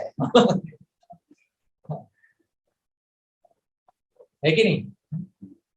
इसलिए जो लड़ाई झगड़ा है, सब मारकाट है, सब है, आप देख रहे हो दुनिया में, आप समझ रहे हो? बट धर्म युद्ध का आज एक भी जो है, क्षत्रिय युद्ध का आज एक भी जो है एवेन्यू, स्वकर्म करके युद्ध, धर्म युद्ध करने वाले बहुत ही कम। सो it is very important to understand that these two yogas were explained in second chapter. Which chapter? Second chapter. Second chapter के end में Krishna again took to a ज्ञान योग line and said कि ऐसा ब्राह्मी स्थिति पाते हैं। ये अर्जुन ज्ञान योग से जो स्थिति प्राप्त होती है उसको ब्राह्मी स्थिति कहते हैं। कौन सी स्थिति कहते हैं? ब्राह्मी स्थिति। यानी क्योंकि ज्ञान योगी अंत में किससे अभेद होने का प्रयास करता है? ब्रह्म से। इसलिए उसकी स्थिति को कौन सी स्थिति कहते हैं? ब्राह्मी स्थिति। एक बार ब्राह्मी स्थिति यानी ब्रह्म की स्थिति को प्राप्त हो जाए, वापस विचलित नहीं होता वो। तो अर्जुन सोचने लगे, अरे एक तो पहले कौन सा योग बताते हैं? फिर कौन सा योग बताते हैं? कर्म योग। और फिर एंड में वापस कौन सा योग बताते हैं? आपको अगर मुझे कर्मयोग ही बताना था और फिर उसके बाद ज्ञान योग की प्रशंसा करनी थी, तो आपने मुझे कर्म के बारे में बताया क्यों? इतना बखान क्यों किया कर्म का? आप समझ रहे हो? यही तो इस श्लोक में अर्जुन बोलते हैं। वापस से श्लोक बोलते हैं, वापस मेरे पीछे बोलिए। अर्जुन उवाच अर्जुन उवाच च्यायसि चेत् कर्मणस्ते यायासि चेत् मता बुद्धिर्जनार्दन मता बुद्धिर्जनार्दन तत्किं कर्मणि घोरे मां कर्मणि घोरे मां नियोजयसि केशव। नियोजयसि केशव। अर्जुन उवाच, अर्जुन बोले, वही जायसी चेत कर्मणस्ते मता बुद्धिर्जनार्दन। तो इसका अर्थ यह है कि कर्मों से अगर आपको सांख्य योग या ज्ञान योग ज्यादा श्रेष्ठ लग रहा है, तत्किम कर्मणि घोरे, तो मुझे घोर कर्म में क्यों नियोजयसी क्यों लगा रहे हो केशव। हियर अर्जुन कॉल्स कर्म एज व्हाट? घोर। कौन सा कर्म में? घोर कर्म। घोरे मतलब कौन सा कर्म? अर्जुन तुम्हारा तो क्षत्रिय कर्म है, बट इस घोरे, इस युद्ध रूपी घोर कर्म, विच कर्म is ghor here? Yuddha. Kshatriya is not only duty is not yuddha, kshatriya has many other duties, लेकिन कर वसूल करना, प्रजा चलाना, राज्य संभालना, ये सब है कि नहीं क्षत्रिय के कर्म? ये सब उग्र कर्म है कि अनुग्रह कर्म है? सब अनुग्रह है। पर युद्ध कैसा कर्म है? घोर कर्म। आप मुझे क्षत्रिय के किसी और कर्म में लगा तो तुम्हें तो मान भी लेता, बट आप मुझे क्षत्रिय के कौन से कर्म में लगा रहे हो? घोर कर्म में। अगर आप इतना ही सांख्य सो नाइस, ज्ञान योगी सो नाइस, आप क्यों कर्म का बखान कर रहे हो? इतना सीधा सीधा आप ज्ञान योग बोल देते। कृष्णा इज थिंकिंग अर्जुन तुम कन्विंस भी तो नहीं हो रहे ना। इशू ये है कि you are not getting convinced by, you are not getting convinced by that ज्ञान योग। क्योंकि अगर तुम ज्ञान योगी होते, let's say Arjun becomes a विच योगी, फिर अर्जुन कर्म करते, लेकिन करते सामने वाले को आत्मा देखकर। और ज्ञान योगी सोचता कैसे है? What is his thought process? ना हम करता। What is his thought process? ना अहम करता, मैं क्या नहीं हूं करता, नॉट द डूअर। तो हु इज द डूअर? उसका आगे का वाक्य बोलता हूँ, मेरे पीछे बोलिए। गुणा गुणेशु वर्तन्ते। ये गुण है, सत्व गुण, रजोगुण, तमो, मोड्स ऑफ मटेरियल नेचर। ये मोड्स ही मोड्स में बरत रहे, आप समझ रहे हो? Modes are getting mixed with home modes. When a ज्ञानी ही कमिट्स एनी एक्टिविटी, तो ज्ञानी के पॉइंट ऑफ व्यू से बताइए, इट्स इंपॉर्टेंट क्योंकि पिछले चैप्टर में ज्ञान योग समझाया गया था। व्हेन अ ज्ञानी, व्हाट इज हिज विजन? जब ज्ञानी किसी को, क्योंकि उसको कुछ कर्म करना है तो उसकी वजह से दुख पहुंचता है, तो ज्ञानी बोलता मैंने नहीं दुख पहुंचा, I am not the doer. Who is the doer? Material nature is the doer. Who is the doer? I am not the doer. यहां तक कि ज्ञानी से कुछ गलती भी हो जाए, तो उस ज्ञानी के लिए वर्जित है क्या? जब लहसुन नहीं खाना, कल को गलती से, उसे मालूम नहीं पड़ा, रियलाइज नहीं होता, गलती से खा लिया, जानबूझ कर गलती से खा लिया उसने। श्रीधर स्वामी उसका उदाहरण दिए, कलंज भक्षण, प्याज खा लिया गलती से उसने, वो ज्ञानी क्या करेगा? हाय हाय करेगा ना हम करता। गुणा गुणेशु वर्तते, आप समझ रहे हो? मैं क्या नहीं हूँ करता, मैं करता ही नहीं। जब शरीर ही नहीं हूँ, जब जीव ही नहीं हूँ, जब हाथ ही नहीं हूँ, जब प्याज ही नहीं हूँ, तो करता कौन और उठाने वाला कौन, खाने वाला कौन और भोगने वाला कौन है कि नहीं? समझ में आ रहा है आपको? यही तो फिलोसफी सिखाया था ना कृष्ण ने, कि तुम शरीर नहीं हो, तुम क्या हो? अगर मैं आत्मा हूँ, सच में मान ले, चलो मान लेते हैं मैं शरीर, मैं क्या हूँ? आत्मा हूँ। तो मेरे शरीर में जो भी काम किया वो मेरी आत्मा ने किया क्या? काम किसने किया? शरीर ने किया। शरीर किसका बना हुआ है? गुणों का। किसका बना हुआ है शरीर? गुणा गुणेषु वर्तन्ते, गुण ही गुण में क्या हो रहे हैं? बरत रहे। आप समझ रहे? I hope you are able to. इसलिए ज्ञानी कभी टेंशन नहीं लेता इस चीज का। एक बार इतना समझिएगा, ज्ञानी का वृत्ति कैसा रहता है, it's important. Although we are भक्ति योगी, हमारा योग कौन सा योग है? भक्ति योग है, वी आर भक्ति yogi, but it's important to see how other yogis perceive and think. So if Arjun was a jnani, सटासट बात चला के खत्म कर देता, और क्या बोलता? ना हम करता गुणा गुणेषु वर्तन्ते, है कि नहीं? हो जाए, ऐसा ही करता। भगवान चाहते भी है, आइडियली भगवान यही चाहते थे। अर्जुन सब आत्मा है, क्षत्रिय का कर्म कर कर क्या बाप बेटा भूल जाए, फटाफट काम खत्म कर। तो ये भगवान चाहते थे, अर्जुन नहीं था। फिर भगवान ने दूसरा लाइन दिया, अरे हाँ, तेरी अपकीर्ति होगी, लोग तेरा ठट्ठा उड़ाएंगे, लोग बोलेंगे कि तूने क्या किया, ये गलत काम किया। क्षत्रिय के लिए तो मरने से भी बुरा है, एक बार मर जाता तो अच्छा होता, तुझे ऐसा लगेगा। हाँ, जब तू सन्यासी बन के घूमेगा, व्हेन यू रोम अराउंड, तो तुझे तेरी सुना, लोग बोलेंगे ए अर्जुन जैसा अकर्मण्य नहीं बनना, है ना, गांव गांव में सुनाई देगा, है ना। पांडव जैसा भगोड़ा कभी मत बनना, ऐसा गांव में सुनाई देगा तुझे, हाँ?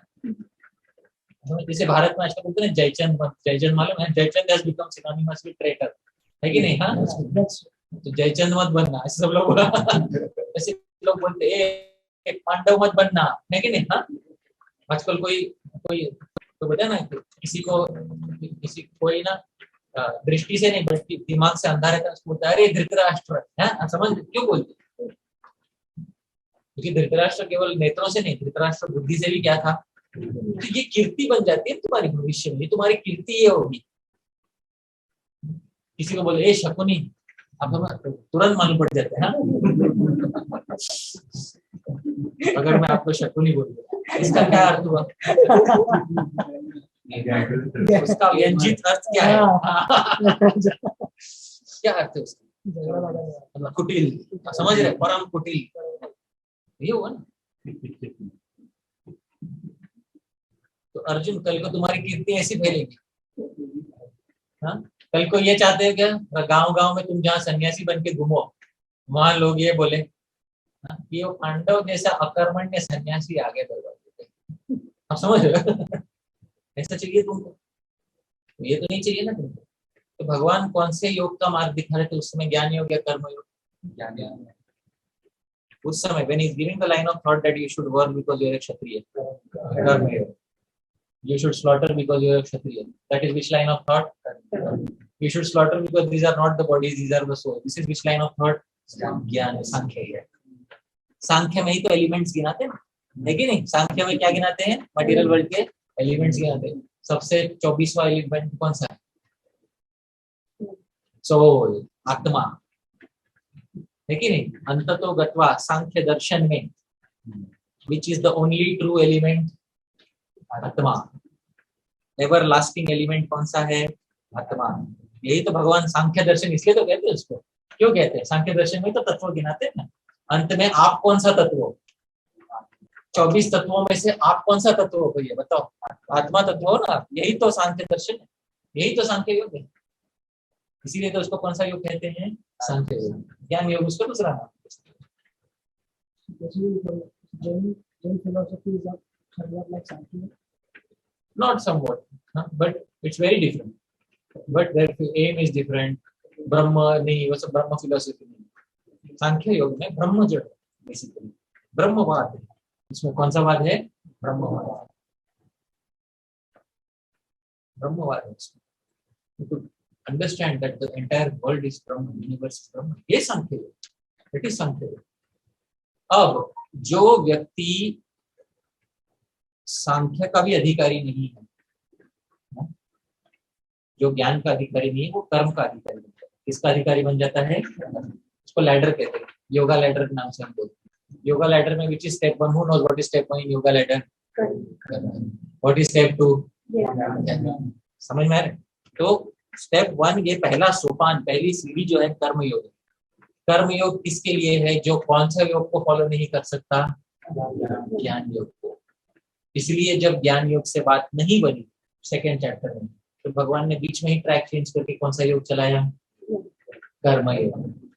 क्योंकि भगवान ने देखा कि अभी ये इस योग का अधिकारी नहीं हुआ। तब अर्जुन अगले श्लोक में क्या कहते हैं? देखिए अगले वाक्य में, अगले श्लोक में देखिए। व्यामिश्रेणैव वाक्येन बुद्धिं मोहयसीव मे तदेकं वद निश्चित्य तदेकं वद निश्चित्य येन श्रेयोऽहमाप्नुयाम्। येन श्रेयोऽहमाप्नुयाम्। अर्जुन बोल रहे व्यामिश्रेणैव वाक्येन, आपके वाक्य कैसे हैं? मिश्र, विशेष रूप से मिश्रित वाक्य बोल रहे हैं आप। कैसे वाक्य बोल रहे हो भगवान? विशेष रूप से मिश्रित मतलब कौन से दो फिलोसफी आपने मिक्स कर दी सेकेंड चैप्टर में? सांख्य और कर्म। इससे आपके वाक्य क्या हो गए हैं? विशेष रूप से क्या हो गए हैं? मिश्रित। व्यामिश्रेणैव वाक्येन, ऐसे वाक्यों में से बुद्धिम मोहयसी इव में, मेरी बुद्धि को मानो आप क्या कर रहे हो? मोहित कर रहे हो।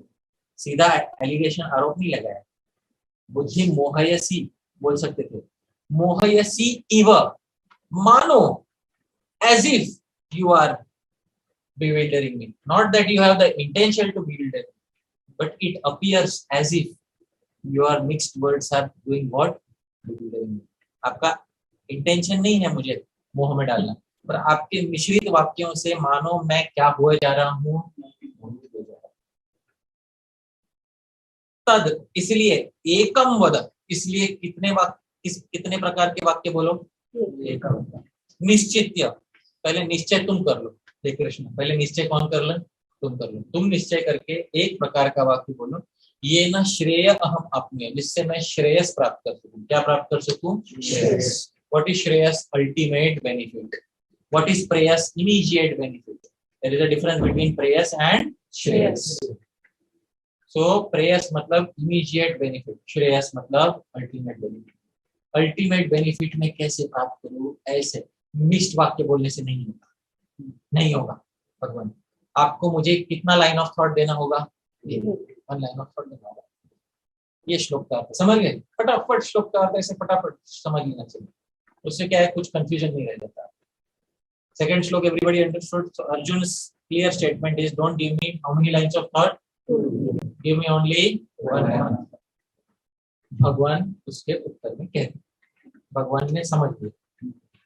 श्री भगवान उवाच, श्री भगवानुवाच, लोकेस्मिन् विविधा निष्ठा, लोकेस्मिन् विविधा निष्ठा, पुरा प्रोक्ता मया नघ, पुरा प्रोक्ता मया नघ, ज्ञानयोगेन सांख्यानां, ज्ञानयोगेन सांख्यानां, कर्मयोगेन योगिनां, कर्मयोगेन योगिनां। श्री भगवान उवाच। अब श्री युक्त भगवान बोले। भगवान हमेशा किससे युक्त रहते हैं? श्री। श्री का क्या अर्थ होता है? What is meaning of Shri? Auspiciousness, beauty, 6 characteristics of Bhagavan, they are all coming under which term? Shri. ज्ञान भी श्री, वैराग्य भी श्री, है कि नहीं?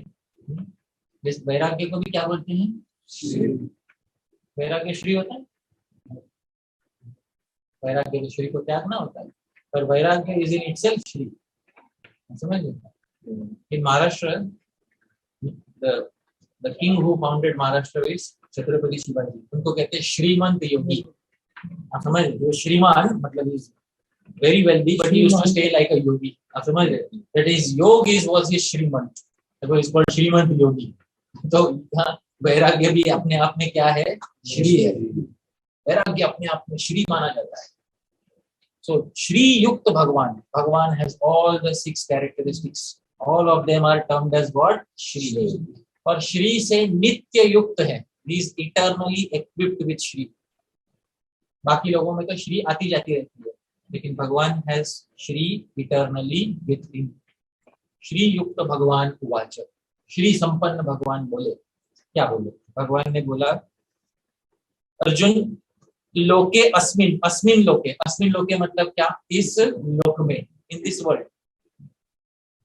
द्विविधा निष्ठा, निष्ठा एक ही है। निष्ठा मतलब क्या होता है? ब्रह्म निष्ठा। विच निष्ठा? ब्रह्म। Dedication to the absolute truth, cannot be 2।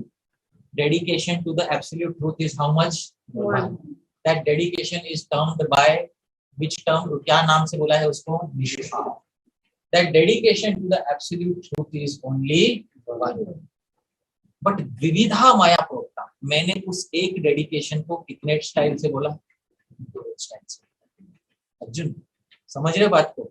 मैंने तुमको दो अलग अलग सत्य नहीं बताए, अंत में सत्य कितना है, but I told you in how many ways. Why? Because there is अधिकारी भेद.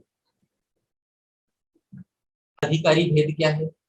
ज्ञान योगेन सांख्यानाम, ज्ञान योग के माध्यम से मैं वही सत्य किन लोगों को बताता हूँ, सांख्य योगी को बताता हूँ, यानी ज्ञान योगी को बताता हूँ. ज्ञान योग से that same truth I teach which yogi, jnana योगी.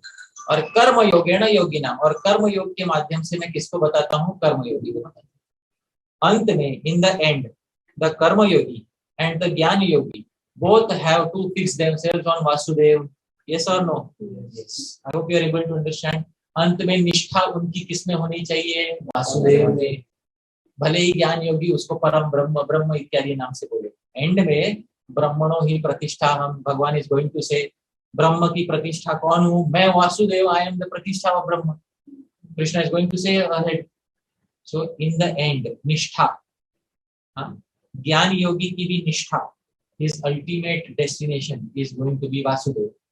कर्म योग भी किसकी प्रीति के लिए कर रहा है, वासुदेव की, विष्णु की प्रीति के लिए ही तो कर रहा है. तो दोनों की निष्ठा दो अलग अलग है या निष्ठा एक में ही बैठी हुई है? एक में ही तो निष्ठा बैठी हुई है. I hope you are able to understand. तो अर्जुन, मैंने निष्ठा के पॉइंट ऑफ व्यू से दो अलग अलग चीज नहीं बताई, मैंने अधिकारी के पॉइंट ऑफ व्यू से दो अलग अलग प्रोसेस बताया. I hope you are able to understand this. ये बहुत मर्म है उस श्लोक का, समझना आवश्यक. निष्ठा दो नहीं होती, दो क्या होते हैं? नहीं, अधिकारी दो होते हैं, अधिकारी. बहुत सही बात. श्रीमद् भागवत में भी ऐसा है. श्रीमद् भागवतम जिसने नहीं सुना, आज मैं एक श्लोक बताता हूँ. बहुत ने ये श्लोक सुना होगा. हाँ, जिसने सुना है श्लोक पूरा कर देना. वदंती तत्व विदस, आगे पूरा करो.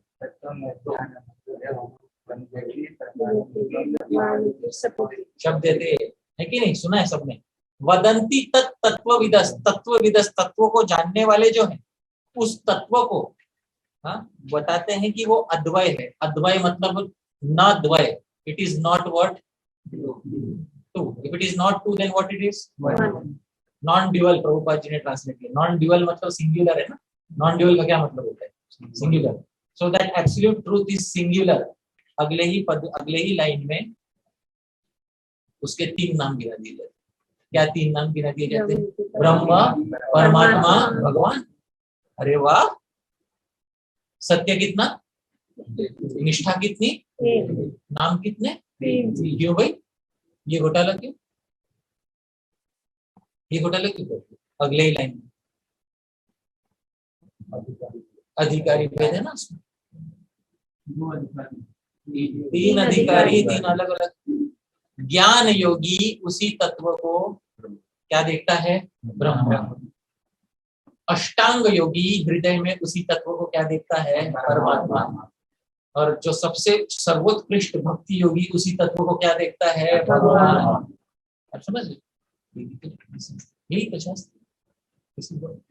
पूरा पूरा पन्ना आपके सामने रखिए. I hope you are able to understand. तत्व दो नहीं होता है, तत्व एक ही होता है. और वो एक तत्व का वास्तव में क्या नाम, what is the ultimate name of that one तत्व? वासुदेवम सर्वमिति स महात्मा सुदुर्लभः. ये हमेशा याद रखिए, इस बात को गांठ बांध के आज ले जाइए. उसका नाम ब्रह्म तो है, हम नहीं मना करते उसको ब्रह्म कहो. जो ज्ञानी है क्या कहेगा उसको? ब्रह्म. जो योगी है, अष्टांग योगी, क्या कहेगा उसको? परमात्मा. अंत तो कथा याद रखना कि उसका नाम क्या था? वासुदेव. उसका नाम था वासुदेव. भले आपने किसी ने ब्रह्म माना, किसी ने परमात्मा माना, उसका अंत तो गत्वा नाम था वासुदेव. सर्व है कि नहीं? This is what it is. खासियत, वैशिष्ट्य किसमें ज्यादा है? स्पेशलिटी किसमें ज्यादा है? ब्रह्म में ज्यादा है, परमात्मा में ज्यादा है, कि भगवान में ज्यादा स्पेशलिटी है? Think about it. Think about the question. ब्रह्म क्या है? व्हाट इज ब्रह्म? जो दिखता नहीं, छुआ नहीं जा सकता, कुछ नहीं, सबके अंदर बस धागे की तरह घुसा हुआ है, वो क्या है? ब्रह्म. उसमें स्पेशलिटी ज्यादा है? या जो हृदय में चार हाथ वाला प्रकट होता है उसमें स्पेशलिटी ज्यादा है, या जो आध्यात्मिक जगत वैकुंठ में अपने भक्तों के साथ नाना प्रकार की लीलाएं करता रहता है, जो समय समय पे नाना अवतार धारण करके विविध क्रियाएं करके भक्तों का मनोरंजन करके भक्तों के हृदय में अनेकानेक रस का आस्वादन कराता है, उसका वैशिष्ट्य अधिक है। इसका वैशिष्ट्य अधिक है, भगवान का वैशिष्ट्य है। तो वैशिष्ट्य में अधिक अधिक होता है ब्रह्म परमात्मा भगवान, इसीलिए अधिकारी में भी वैशिष्ट्य है। आप समझ रहे हो? हाँ, I hope you are able to understand. This is the secret of shastra, why we are bhakti yogis. आज तो मैं चाहता तो ज्ञान योगी से, मुझे बचपन में हम आदि शंकराचार्य के स्कूल में हमने व्याकरण पढ़ा, हम क्या ज्ञान योगी नहीं हो सकते थे? हो सकते हैं। हमारी कुल परंपरा में जो हमारे फैमिली परंपरा है उसमें आदि शंकराचार्य सिद्धांत आदि शंकराचार्य हमारे गांव में देखिए, दिस इज जो ब्राह्मण है हमारे कुल के फॉलोअर्स ऑफ आदि Shankaracharya. So can't I follow my village tradition? Of course I can. तो कुल धर्म का पालन भी करूंगा, ऊपर से ज्ञान योगी भी हो जाऊंगा, ठीक है नहीं? तो क्यों भक्ति योग? क्योंकि वैशिष्ट्य सर्वाधिक कौन से योग में है? व्हाई फॉलो भक्ति योग? The simple answer to this, the best realization of the absolute truth, the highest realization of the absolute truth, with all the brilliant rasas ever flowing, is possible only with one variety of the absolute truth. Which variety is that? Bhagavan variety of the absolute truth. It is not possible with Brahma. Let's say you become Gyan Yogi today. आप कौन से कुल में उत्पन्न? क्षत्रिय। मान लो सब क्या और आप ज्ञान योगी हो गए, तो पहले तो भगवान अर्जुन को भी रिकमेंड नहीं किए थे क्षत्रिय होंगे, तो फिर मान लो आप त्याग करके ज्ञान, मान लो आपने ब्रह्म के साथ एक तत्व स्थापित कर दिए, मुक्ति के बाद क्या है? आपकी दशा क्या है? मुक्ति के बाद what is after liberation, what is your state of existence? Please describe in your own words. Question आया एग्जाम में 2 मार्क के लिए, बताइए क्या है? Still will be in the search of that. After liberation, you became one with Brahman. After liberation, what is your state of existence? Merging into that. And then after that, what? I can't see anything. ब्रह्मलीन हो गए। इसका मतलब आपका अवस्था क्या है ब्रह्मलीन हो जाने? Static, in a static mode. There is no desire also. Desire होते ही विकार हो गया ना ब्रह्म में। तो इच्छा होना ही तो विकार है ना चित्त में। चित्त में जब विकार ही नहीं है कोई, पहली बात तो चित्त ही नहीं है, विकार कहाँ से? डिजायर कहाँ से? डिजायर होने के लिए माइंड होना चाहिए ना। ब्रह्म में काय का माइंड होता है? हाँ, अस्तित्व निर्गुण हो जाए। अस्तित्व को पूरा खो देना शून्यवाद है। आप समझ रहे? मतलब जहाँ ब्रह्म भी नहीं है, वन भी नहीं है, जहाँ जीरो है वो हो गया शून्य। इसमें आपने आपका अस्तित्व किसमें मिला दिया? अब now you will not see, not feel, not hear, not you will just exist. आप समझ रहे हो? द प्लेजर ऑफ एग्जिस्टिंग,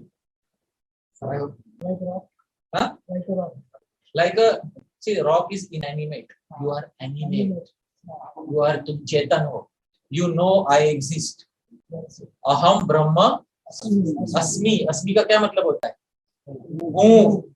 एक ही क्रिया करता है ब्रह्म, ब्रह्म एक ही क्रिया करता है। कौन सी क्रिया करता है? अस्मि, होना। इसके अलावा खाना पीना इच्छा करना ये क्रिया नहीं है ब्रह्म की। ब्रह्म की एक ही क्रिया है। कौन सी क्रिया है? होना। एंड यू मर्ज देयर, फिर आपकी एक ही क्रिया होगी। क्या क्रिया होगी? होना, एग्जिस्टिंग। ये है। And then you are happy with that कि I exist. I hope you are able to understand. उसमें भी हैप्पीनेस बहुत है। ऐसा कम मत आंकना ना, गलती से कम मत आंकना, ये गलती नहीं करना। इसमें बहुत भारी आनंद है, ब्रह्मानंद। ब्रह्मानंद को बहुत ऊंचा आनंद बताया गया। ये क्या है ना, अभी you are in the body ना, you are in this body ना, तो आप आपके limited point, constricted point of view से सोचते हो। जैसे मैं इस बॉडी में सिर्फ एग्जिस्ट करूं तो मुझे क्या आनंद मिलेगा, ऐसा मत सोचना गलती से। ये शरीर के बंधन से मुक्त होने के बाद का आनंद देखना चाहिए। वो आनंद को आप इस शरीर के फ्रेमवर्क से नहीं गिन सकते, उसको ट्रिवियलाइज मत कीजिएगा उस आनंद को, that's a very big Joy. But उससे भी बहुत अधिक आनंद होता है, वो होता है भगवान की लीला का आस्वादन करने का आनंद। ये बात है, that is the reason why we are doing this. When they see Parmatma in their heart, that is the and that is the Anand for them. No, when they realize Paramatma in the heart, that is called as a samadhi. What is it called as? Samadhi. Samadhi is of two types in Ashtanga Yoga. सबीज समाधि, निर्बीज समाधि। सबीज मतलब क्या कि आपके समाधि का एक seed जो है, वो जो आपको भगवान का दर्शन हो रहा है, हाँ, वो बीज के साथ आप समाधि लगाए। जब वो भी नहीं होगा, आप समझ रहे हो, अल्टीमेटली आपको भी क्या हो जाना है, ब्रह्म में। लेकिन वो आपकी निर्बीज समाधि रहेगी। लेकिन योगी जाते जाते बहुत सारा भजन करके जाता है, भक्ति करके जाता है। क्या करता है जाते जाते? बहुत सारा चतुर्भुज दिखता है उसको भगवान का। प्रहलाद महाराज, Dhruv Maharaj did Ashtanga Yoga, but when he did with not with the intention of becoming Brahmali, Dhruv Maharaj का intention क्या था? तो राज्य चाहिए उसके लिए हमने, जब उन्होंने भगवान को देखा, he became a devotee instead of becoming a yogi. What did he become? Devotee. अच्छा, मंत्र भी कौन सा जप किया उन्होंने? भगवते वासुदेव। तो वासुदेव है, वासुदेव का मंत्र जप किया ना। वासुदेव किधर, एक जगह पे कि सभी जगह पे? एक जगह पे, सभी जगह पे, और एक जगह पे भी है, दोनों साथ में है। Vasudev is all pervasive and localised at the same time. Please try to understand. इसलिए ध्रुव महाराज ने लोकलाइज होके पूरे यूनिवर्स को चोकअप कर दिया, अपने लोकलाइज्ड वासुदेव के ध्यान से पूरे यूनिवर्स को चोकअप कर दिया। कैसे संभव है? वासुदेव लोकलाइज्ड है कि ऑल परवेसिव है? लेकिन लोकलाइज्ड है कि नहीं? लोकलाइज्ड वासुदेव का ध्यान करके ऑल परवेसिव वासुदेव के माध्यम से यूनिवर्स को जो है उन्होंने इस तरह से श्वास विहीन कर दिया कि 6 महीने के अंदर जो है उनको भगवत दर्शन हो गए। thing is that you spoke about that I'll come to you. merging. So from the devotee's perspective, the merging into Brahma, that is what Jnani thinks in that way. Like that Bhagwan is having the fear. Okay, he has all these ornaments. So is it like merging into this type of objects? Like what Whom are you speaking about? Jnani? So is this what you saying? No. From a devotee's point of view, is it like that he is going into this kind of object which is there inside in his hands or something? The Jnani merges into Brahma Jyoti. Where does he merge? Brahma Jyoti. Brahma Jyoti is at the border of the material and spiritual border. उसको ब्रह्म ज्योति कहते हैं। There he merges. अच्छा, एक secret बताता हूँ, आज तक मैंने नहीं बताया, आज बताता हूँ, ठीक है? ये सीक्रेट सुनना ध्यान से। उसका क्या आनंद होता है ब्रह्म ज्योति में जो लीन हो जाता है ना, उसका क्या आनंद होता है। So this is not a Bhagavad Gita. This is a PhD level topic, but I speak here because we are speaking about Brahma Jyoti. So I speak here. Srila Jeev Goswami in the Sandarbhas, in Preeti Sandarbh, Sri Jeev Goswami explains that when somebody merges into Brahman, what happens? So he quotes a verse from Sri Madhvacharya. Agate harihastena haripadena gacchati pashyati harinetrena मुक्तस्य ऐसा स्थिति भवेत्। कभी कभी मुक्त, most of the times he is in Brahma Jyoti, most of the times he is in which Jyoti? Brahma Jyoti. He is thinking I am Brahma, but he can't always remain desireless. Try as hard as he wants, he can't always remain what? Desireless. So when he has a desire, Adatte harihastena, Krishna sometimes mercifully allows him to accept things from Krishna's own hands. Bhagwan allows him. तो भगवान जो experience कर रहे हैं ना, once in a while भगवान allows him to have the experience that भगवान is having. ले ग्रहण करता है भगवान के हाथ से। हरिपादेन गच्छति, कभी कभी चलता है भगवान के पैर से। पश्यति हरिनेत्रेण, कभी कभी देखता है भगवान के नेत्र से। मुक्तस्य ऐसा स्थिति भवेत्, सायुज्य मुक्त जीव की ये स्थिति होती है। I hope you are able to, कभी कभी होता है वो, हमेशा नहीं। कब जब उसकी इच्छा हो जाती है ना, बोले यार अकेला रहते, समझ में आ रहा है? हाँ, तो इससे अच्छा तो भक्ति करता, भगवान के सामने शाश्वत शरीर प्राप्त करता। आप समझ रहे हो ना? तब आपको आपका डेडिकेटेड बॉडी मिलता आपको स्पिरिचुअल वर्ल्ड में, उसको सिद्ध देह कहते हैं। क्या कहते हैं उसको? सिद्ध देह। आपको डेडिकेटेड बॉडी मिलता, आप उसमें भगवान के साथ आदान प्रदान करते। क्या आप ये ब्रह्म में लीन होके फिर भगवान के हाथ से खा रहे हो? होता है ना रोबोटिक हैंड से खाना, हाँ, और रोबोटिक पैर से चलना। आपको खुद का पैर किधर है? It's a very advanced topic of dialectics. It's a Bhagavad Gita class, so but still I'm bringing it up. It's important to take it to its conclusion. Where does it all end up? So it's important to know this. कि मुक्त की क्या स्थिति होती है? मुक्त क्या? It's not simply existing. जो आपने बताया सही था, पर वो एक प्रिलिमिनरी आंसर है। इसका एडवांस आंसर ये है, उसकी इच्छाएं होती हैं। Even ज्ञान योगी after merging into Brahman has certain desires. Those desires are fulfilled through whose body? Bhagwan's body. But still he is like kept in a state that okay, which is you enjoy. It is like that. Still he doesn't want to take a form ever. Never wants to take a form. Always wants to remain formless in Brahman. That's all. That is like a certain that it will enjoy. Yes, Madhu, you had a question.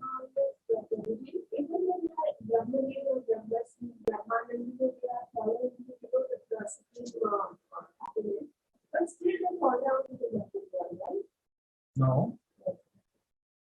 There is a very common misconception, and many times in our devotees, I have seen this misconception that people fall from Brahma Jyoti. But the truth is that people don't fall from Brahma Jyoti. How did this misconception come about? Some devotee has read one verse of Srila Prabhupada, और उस verse में ऐसा है, ये निरविंदाक्ष विमुक्त मानिनस वयस्त भावार विशुद्ध बुद्धि. I'll point out the verse. Okay, do you have the phone, mobile phone? Where's mine? I'll point out the verse. In the verse, you can take out the verse. All those who have Veda base, let's see which type of Brahma. 10 to 32, Srimad Bhagavatam, 10th canto, 2nd chapter, 32 verse. Can anybody open 10 to 32? Falguni Mataji, only open 10 to 32. And please read the translation.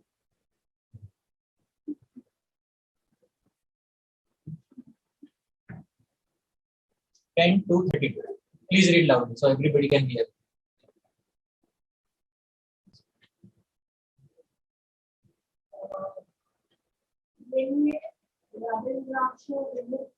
हाँ, वो श्लोक है। Translation आप पढ़िए, क्या है इसमें? ये ट्रांसलेशन में जो ये जो ट्रांसलेशन है ना, ये ट्रांसलेशन की वजह से बहुत डिवोटीज को कंफ्यूजन है कि व्यक्ति ब्रह्म ज्योति से गिर जाता है।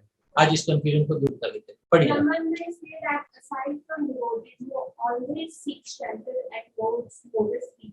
There are those who are not devotees, but who have accepted different processes for attaining salvation. What happens to them? In answer to this question, Lord Brahma and the other demigods say, "Oh notice, our Lord, although non-devotees who accept severe austerities and penances to achieve the highest position may think themselves liberated. Their intelligence is impure, they fall down from the position of imagined superiority because they have no regards for your notice." Yes, यही तो है ना, they fall down from Brahma Jyoti. Have we read clearly? Did we read correctly? Those who are liberated or those who falsely consider themselves liberated? क्या लिखा है translation? Falsely. Those who are actually liberated या those who are falsely thinking themselves to be liberated? क्या लिखा है translation? Those who are thinking themselves to be. श्लोक में क्या लिखा है? विमुक्त या विमुक्त मानिना? क्या लिखा है श्लोक में? विमुक्त मानिना लिखा है ना, जो अपने आप को विमुक्त क्या करता है? मानता है, समझता है। सच में विमुक्त हुआ नहीं है, क्योंकि यदि वो सच में मुक्त हो जाएगा तो वो वापस क्यों आएगा? आप समझ रहे? तो what is Brahma ji speaking about? There are some people who are not devotees who accept Jnana Yoga. Which yoga? Jnana. Before they actually become liberated, they think I am जीवन मुक्त. What have I become? जीवन मुक्त. खुद को जीवन मुक्त बताने लगते हैं, मैं ब्रह्म हूँ, मैं ब्रह्म हूँ. फिर ऐसा जीवन मुक्त बताते हैं और जीवन मुक्त बताने की वजह से they falsely think they have become one with Brahman. They disregard bhakti. Because of disregarding bhakti from their position of imagined superiority, जैसे प्रभुपाद जी ने वहाँ लिखा है, they fall down. इसका मतलब वो लिबरेशन के बाद गिरा या लिबरेशन के पहले गिरा? वो लिबरे वो खुद को मान रहा था, क्या वो सच में लिबरेटर था? ये जानना चाहिए. The Siddhanta given by all the acharyas is after liberation you may achieve any type of liberation, any five. What are the five types of liberation?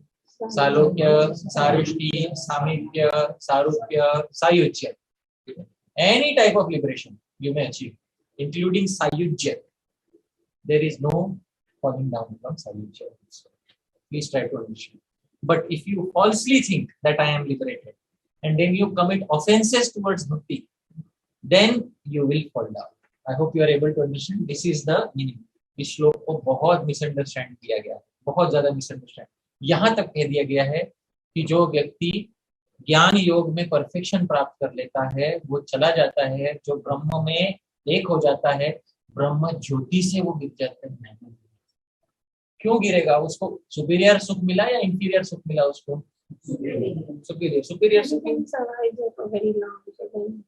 Then not that we want to come from. He cannot survive in a position of imagined superiority.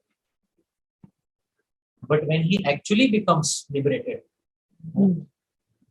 इसलिए तो यहाँ पे ब्रह्मा जी चाहे तो कह सकते थे कि विमुक्त हो गए, जो ऐसा नहीं कहा, विमुक्त जो अपने आप को. और प्रभुपाद जी भी ट्रांसलेट करते समय ये नहीं बोले कि those who actually got liberated, those who falsely consider themselves. I was very confused for a long time on this topic. Then I looked up all the commentaries specifically on this verse. Shri Jiva Goswami, Shri Vishwanath Chakravarti, all of this. So Jivan Muktas, so thinking themselves as Jivan Muktas, not Videha Mukta. दो category के मुक्त होते हैं. एक कौन सा मुक्त होता है? जीवन. जीवन मुक्त मतलब अभी तक उसका शरीर छूटा नहीं है, इसी शरीर में है, बट फॉल्सली अपने आप को क्या मान रहा है? वो मुक्त. दूसरा होता है विदेह मुक्ति. विदेह मुक्ति मतलब देह छूटने के बाद की मुक्ति. आप समझ रहे हो? फाइनल लिबरेशन जिसको कहते हैं ना, फाइनल लिबरेशन. उसमें if somebody is an impersonalist, he merges into Brahman, then there is no possibility. क्योंकि it is a very important siddhanta of Vedanta Sutra and of Srimad Bhagavatam that any liberated soul never, ever, ever, ever in eternity returns back to the material world. क्योंकि अगर वो return back होता तो शास्त्रों में जय जय घोष करके कहा होता ये मत करो गिर जाओगे. आप समझ लो? हाँ, जय घोष करके कहा होता ब्रह्म में लीन मत होना, वहां से गिर जाते हो. ऐसे नहीं है. होता तो शास्त्रों में कहा नहीं होता कि क्या ज्ञानियों को क्या धोखा दे रहे हैं क्या शास्त्र ज्ञानियों को? नहीं ना, शास्त्र ज्ञानियों को धोखा नहीं दे रहा. पर शास्त्र जोर जोर से कह रहा है अपने आप को मुक्त मानते हुए भक्ति के प्रति अपराध मत करना, नहीं तो गिर जाओगे. समझ में आ रहा है? दिस इज व्हाट शास्त्र is saying. I hope you are able to understand. This is what it is. शास्त्र किसी भी योगी के साथ छल नहीं करता. किसी योगी के साथ शास्त्र कभी क्या नहीं करता? छल नहीं करेगा. वो कर्म योगी है, कर्म योगी के साथ छल नहीं होगा, ज्ञान योगी के साथ छल नहीं होगा, अष्टांग योगी के साथ छल नहीं होगा. हाँ, पर उनको ये स्पष्ट बता दिया जाएगा आपके अधिकार अलग अलग. You are different, you are different, you are different, you are different. है ना? एक रेलवे में बेसिकली फर्स्ट क्लास होता है, सेकंड क्लास होता है, जनरल क्लास होता है, जनरल डब्बा होता है, सब होता है. उसमें अलग अलग अधिकार के लोग बैठते हैं. सही बात है कि नहीं? हाँ, अलग अलग लोग अलग अलग जगह पे उतरते भी हैं अपने अधिकार के हिसाब से. They don't get in the same compartment, they don't get down at the same place, but they get down, they get in and get out according to their adhikar. I hope you are able to understand. Same with पर Indian railway क्या किसी को cheating कर रहे हैं? नहीं. Indian railway तो भाई जैसे जितना जिसने पैसा भरा उसके हिसाब से उसको दे रहा है, एक्सपीरियंस दे रहा है.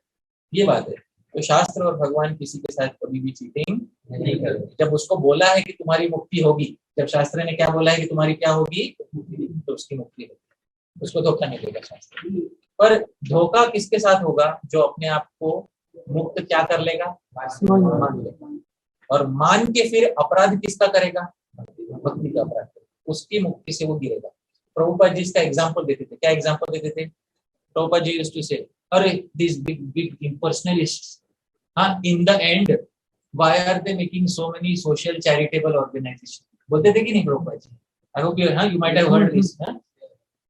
ये कौन से इम्पर्सनलिस्ट के लोग बोलते थे, जो शरीर वाले हैं या जो ब्रह्म में लीन हो गए? शरीर वाले गए, लेकिन उनके लिए बोलते थे। सीधी बात है, ये बहुत बड़ा कंफ्यूजन है। प्रभुपाद यूज्ड टू से, "Hey, he has fallen down from Brahman." तो who has fallen down from Brahman? वो जो शरीरधारी है, जो खुद को क्या मान रहा है, जीवन मुक्त मान रहा है, वो गिर जाता है क्योंकि भक्ति का आदर नहीं करता वो। लेकिन वो फाइनली मुक्त कब होगा? जब वो भक्ति का आदर करेगा। जो भक्ति का क्या करेगा? आदर करेगा। और भक्ति का आदर करने के बाद वो मुक्त हो गया फाइनली, विदेह, भले वो ब्रह्म में लीन हो, उसने भक्ति का आदर किया, उतना उतना पैसा चुकाया उसने, है कि नहीं? अब वो क्यों गिरेगा? अब उसको अगर इच्छा होगी तो जीव गोस्वामी कहते हैं, आदते हरि हस्ते न, खाने की इच्छा होगी तो किसके हाथ से खाएगा? हरि के हाथ से खाएगा। चलने की इच्छा होगी तो किसके पैर से चलेगा? हरि के पैर से चलेगा। देखने की इच्छा होगी तो किसके नेत्र से देखेगा? हरि के नेत्र से देखेगा।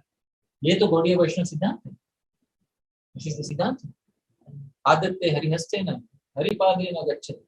So if he gets a desire like a devotee and to serve the Lord like a devotee, That is not possible for him. उसका स्थायी भाव ही, उसके हृदय में वो डिजायर है ही नहीं। वही तो एक डिजायर नहीं है उसमें। उसके हृदय में पहला रस है, 5 रस में से पहला रस कौन सा होता है? शांत रस। रस कभी चेंज होता है आध्यात्मिक जगत में? नहीं। रस कभी चेंज होता है आध्यात्मिक, इसी को उसको स्थायी भाव कहते हैं। कौन सा भाव कहते हैं? अगर स्थायी भाव, स्थायी का क्या मतलब होता है? Fixed, permanent, never changing, unchangeable भाव। आप बोल रहे हो स्थायी, शांत से स्थायी भाव चेंज होकर दास्य हो जाएगी, फिर उसको स्थायी के तो अस्थायी भाव कहेंगे ना उसको। इज इट स्थायी भाव और अस्थायी भाव? स्थायी भाव होता है ना सबके हृदय में।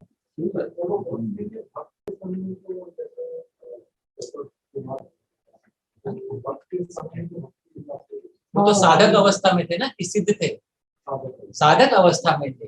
साधक अवस्था में you are still a practitioner, you have not attained perfection, your inclination changes with whom you associate. Suppose you are a sadhak, today you associate with a very mega impersonalist, आप क्या बन जाओगे? है कि नहीं? become an impersonalist. आज आप साधक जस्ट स्टार्ट करो, you associate with a mega devotee, आप क्या बन जाओगे? डिवोटी बन जाओगे। पर एक बार आप सिद्ध हो गए, once you are perfected, आपको आपके हिसाब से आपका हृदय में स्थायी भाव। इम्पर्सनलिस्ट के हृदय में कौन सा रस होता है? ध्यान रखना है, हमेशा याद रखना है। इम्पर्सनलिस्ट के हृदय में कौन सा रस होता है? इसीलिए चैतन्य महाप्रभु 5 रसों में से सिर्फ कितने रस देते हैं? 4। कौन सा रस नहीं देते हैं? हमारा नाम शुरू होता है हरि पार्षद, शांत नाम है मेरा, हरि पार्षद शांत नहीं, क्या नाम है? हरि पार्षद तो नाम रखना चाहिए था ना, शांत, हरि पार्षद शांत। शांत का एस्पिरेशन ही नहीं है, क्यों नाम रखेंगे? शांत रस के एस्पिरेंट कौन कौन से लोग हैं? ब्रह्मवादी, हाँ, परमात्मावादी। ये कौन से रस के एस्पिरेंट्स है? शांत। इसलिए 5 रस होते हुए भी चैतन्य महाप्रभु कितने रस देते हैं?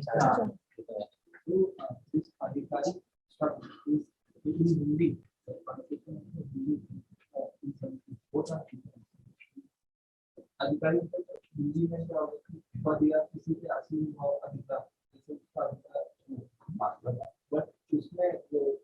उसमें और हिंदी में समान अर्थ है। हिंदी में किसी सरकारी अधिकारी को अधिकारी वो सरकार ने उसको क्या दिया है? अधिकारी। आप समझ रहे हो? इसलिए वो क्या कहलाता है? अधिकारी। किसी के द्वारा अधिकृत है, आप समझ रहे हैं ना? तभी वो क्या कहलाता है? अधिकारी। यहाँ पे गीता में भगवान उसको क्या देते हैं? अधिकार। इसलिए ज्ञान योग में उसका वो क्या बन जाता है? अधिकारी। अर्थ सेम है, बस भौतिक संसार में अधिकार देने वाली होती है सरकार, और वो सरकार ये कुछ पदों पर अधिकार देती है और कुछ नहीं। ये बात है। इस घर पे, ये घर है, इस घर पे जैसे माता जी के नाम पर, तो माता जी का इस घर पे क्या है? अधिकार। सीधी बात। तो अधिकारिणी है ना, स्त्री में अधिकारिणी हो जाएगा, आप समझ रहे ना? अधिकारिणी है। आपके घर पे आपका क्या है? अधिकार। तो सामान्य शब्द, ये बात है। उसका विशेष विशेष परिप्रेक्ष्य में उसको विशेष विशेष अर्थ निकलता है। तो मुख्य अर्थ तो एक ही, अधिकार मतलब किसी चीज पे अपना, हाँ, अपना अस्तित्व जमाने वाला, उसी को अधिकारी कहते हैं। जैसे अलग-अलग जीवन में अलग-अलग अधिकार है, जिसमें भक्ति का है, जिसमें ज्ञान का है, तो वो मतलब किस बेस पे होता है कि किसी को किसी प्रत्येक योग का अधिकार है? तो उसका बेसिस नहीं है, उसका बेसिस आप ढूंढने जाए। बहुत अच्छा प्रश्न किया कि कौन उसका उस कोई किसका अधिकारी बनता है, उसका क्या कारण है। आज आप संसार में देखोगे सब लोग भक्ति योगी नहीं बने। यदि भी हम चीख चीख के कहे, पानी पी पी के जोर से चिल्ला के बोले भक्ति योग सबसे श्रेष्ठ योग है, क्या सभी लोग भक्ति योगी बन जाएंगे? कहीं तो होंगे आज भी वही अहम ब्रह्मास्मि करेंगे। क्यों करेंगे? उसका मन उसी में मानता है। क्यों उसका मन उसमें मानता है? कितने अधिकार हैं? तो आप उसी पे तो क्यों पूछ रहे हैं? आपका क्यों उस पे है? हाँ, आपका क्यों उसके नेक्स्ट लेवल पे कि वो वैसा अधिकारी क्यों है? उसका एक ही उत्तर है आचार्य ने, उसका कारण है अदृष्ट। क्या कारण है उसका? वो आप नहीं जानते उसने पहले कौन से साधु से संगत की है, आप नहीं जानते पहले के उसके संस्कार कैसे रहे हैं। वो सबका सब अदृष्ट की खिड़की में जा चुका है। किसकी खिड़की में जा चुका है? अदृष्ट। बाहर क्या दिखाई दे रहा है खिड़की के बाद? पेड़ है, अंधेरा है। अंधेरा है ना? कोई आदमी दिखाई दे रहा है? क्यों? कोशिश करो। नहीं ना, लाइट लाइट ही नहीं। जो बाहर पर है ना, बाहर कुछ तो है कि नहीं, पर वो किसकी खिड़की में है? अदृष्ट की खिड़की में। आप समझ रहे हैं? यहाँ खिड़की के बाहर का आपको नहीं दिखाई दे रहा, आप पूछ रहे हो वो साधक के पिछले जन्मों में क्या था। वो तो निश्चित ही अदृष्ट की खिड़की में जा चुका है। उसको सिर्फ सर्वज्ञ भगवान ही जानते हैं कि वो उस अदृष्ट की खिड़की में क्या है। पर वो उस अदृष्ट के कारण उसको आचार्य ने इसलिए अदृष्ट नाम दिया। आचार्य भी जहाँ सीमा है उस वहां पे सीमा लगा देते हैं। हाँ, सब चीजें एक्सप्लेन नहीं की जा सकती। जहाँ सीमा है वहां सीमा लगा देना चाहिए कि भाई ये है सीमा, इसके आगे अदृष्ट है। उसके पहले का जो भी उसने आचार्य से संगत की है, पिछले जन्मों में जो भी भक्तों से ज्ञानी से संगत की है उसने, उसके कारण उसके इस जन्म के संस्कार होते हैं। इसके कारण उसकी रुचि किसी किसी में, अधिकार किसी किसी में हुआ। तो जैसे किसी का साधुता अगर पहले ज्ञानी होने लगता है, फिर अचानक से उसको भक्ति मिल जाती है, तो वो कैसे?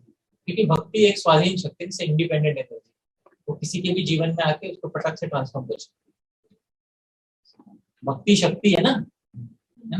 तो ऐसे अनधिकारी को भी आ जाए और किसी अधिकारी को भी ना आए, ऐसा भी होता है। Some people are very pious people, do they get bhakti always? Some people are most impious, have you seen them getting भक्ति?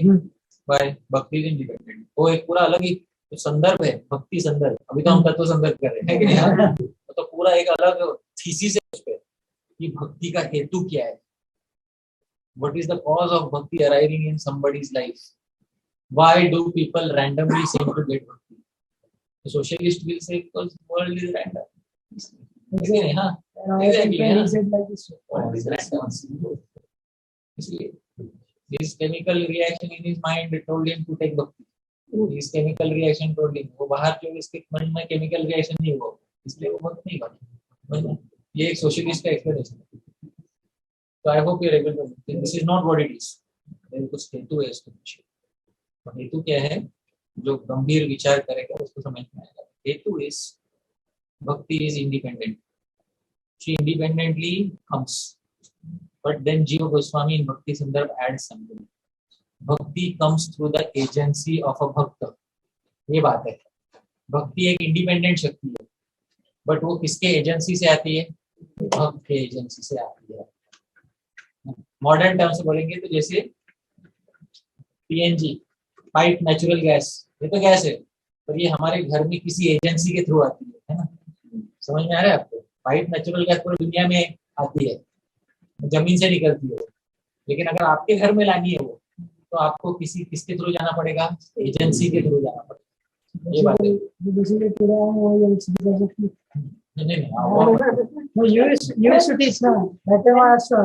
So today my brother came.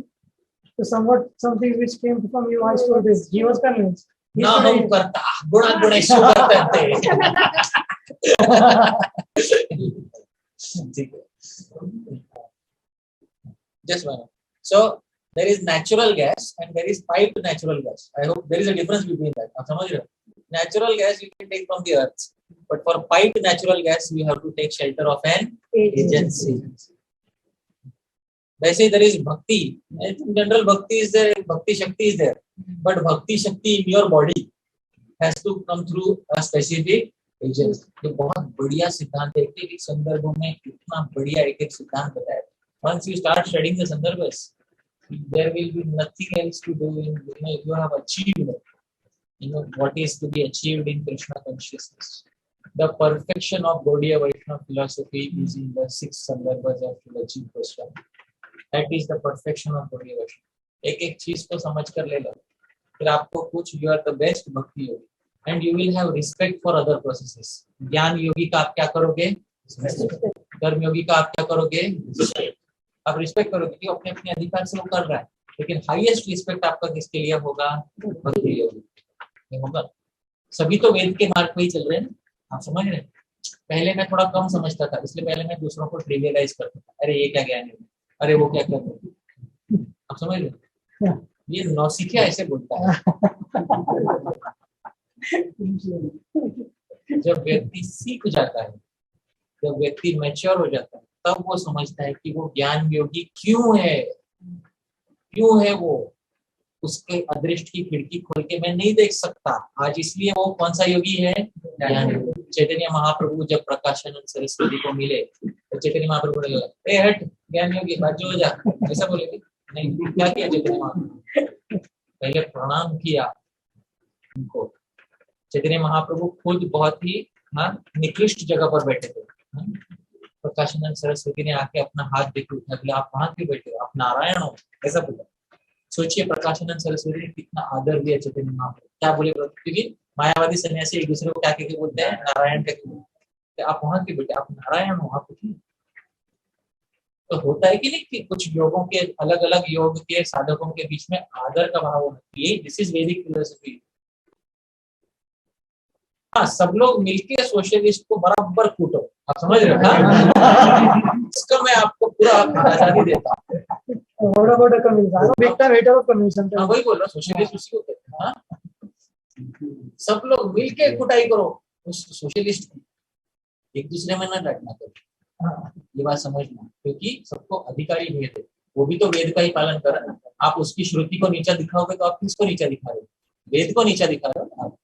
Hari नाम के जप में एक अपराध है, श्रुति शास्त्र निंदन। श्रुति और शास्त्रों की क्या करना?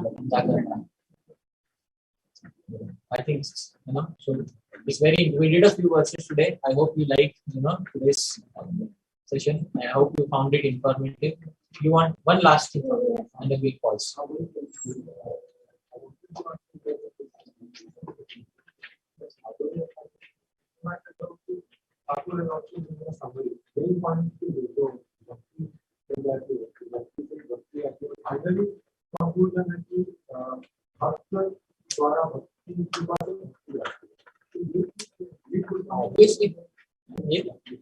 ये तो पहले कौन आया, जीव गोस्वामी या श्री विश्वनाथ चक्रवर्ती? उन्हीं का अनुसरण में विश्वनाथ चक्रवर्ती ठाकुर का सब संदर्भों का ही है। आप आज जो भी देखते हो फिलोसफी में, इस्कॉन में भी आप जो भी देखते हो फिलोसफी में, इसका कहीं ना कहीं फिलोसॉफिकली संदर्भों से कनेक्शन है। आज आप प्रभुपाद जी पहले बोलते हैं you can't realise God by your own, why you have 4 defects. उसी समय पॉज करके पूछना चाहिए, श्रील प्रभुपाद ये 4 डिफेक्ट्स आपने कहाँ से पढ़ा? उसका उत्तर क्या, कहाँ पढ़ा? तत्व संदर्भ। सबका सूत्र जुड़ा हुआ है, वो आपका सूत्र ग्रंथ है। आपका आपके पूरे फिलोसफी का सूत्र वो संदर्भों में है। जो संदर्भ को समझ गया वो गौड़ीय वैष्णव दर्शन समझ गया, वो जान गया कि चैतन्य महाप्रभु का दर्शन क्या दर्शन है।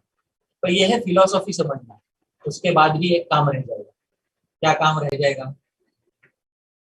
रस का आस्वादन करना। आप समझ रहे हैं? हाँ, एक होता है बुद्धि से समझ लेना। बुद्धि से समझना है तो कौन से ग्रंथों का आश्रय लेना पड़ेगा? संदर्भ। और एक होता है हृदय से आस्वादन करना, उसके लिए आपको आश्रय लेना पड़ेगा भक्ति रसामृत सिंधु का, क्योंकि वो ग्रंथ है उसमें आपको रस की दृष्टि से रूप गोस्वामी, इसलिए तो रूप गोस्वामी को रस आचार्य कहते हैं। आप सिर्फ ऐसे बौद्धिक स्तर पे जानना नहीं है सिर्फ व्हाट इज व्हाट, ये तो जानना है, but after knowing what is what to do with knowing what is what, ये भी तो बहुत इंपॉर्टेंट है ना। Otherwise what will happen is संबंध तो स्थापित हो गया, संबंध के बाद क्या आता है? अभिधेय, और अभिधेय के बाद क्या आता है? प्रयोजन। उसमें तो वही सिर्फ संबंध ज्ञान ही रह जाएगा कि भगवान कौन है, संसार क्या है, हम कौन है। This is all part of which ज्ञान? संबंध। तो पहले 4 जो संदर्भ है, तत्व संदर्भ, भगवत संदर्भ, परमात्मा संदर्भ, कृष्ण संदर्भ, दे आर पार्ट ऑफ संबंध। भक्ति संदर्भ is part of what? Abhidheya. Priti Sandarbha is what prayojana, because Krishna prema is your prema. ये वो बहुत सिस्टमैटिक लाइनिंग किया है जीव गोस्वामी ने 6 संदर्भ में। तो प्रभुपाद यूज्ड टू से very boldly, anybody who learns 6 sandarbha, there is no philosopher in the world who will be able to convince him otherwise. This is the most important statement about sandarbhas given by Prabhupada. Anybody who understands the 6 sandarbhas of Jiva Goswami, there is no philosopher in the world who will be able to convince him otherwise. It's very important. Alright? I hope I have. It's the same line of thought of sandarbhas is reflecting in Madhurya Kadambini. But in sandarbhas, an ideal version of bhakti is being covered. And Madhurya Kadambini covers the gaps. When bhakti becomes not ideal, तब क्या होता है? जब भक्त को आलस आने लगता है, जब भक्त को विषय वासना उत्पन्न होती है, तब भी वो भक्त कैसा रहे?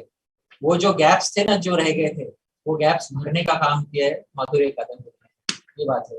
It's very important, it's a very good book. But ideal भक्ति का जो line of thought it follows from संदर्भस।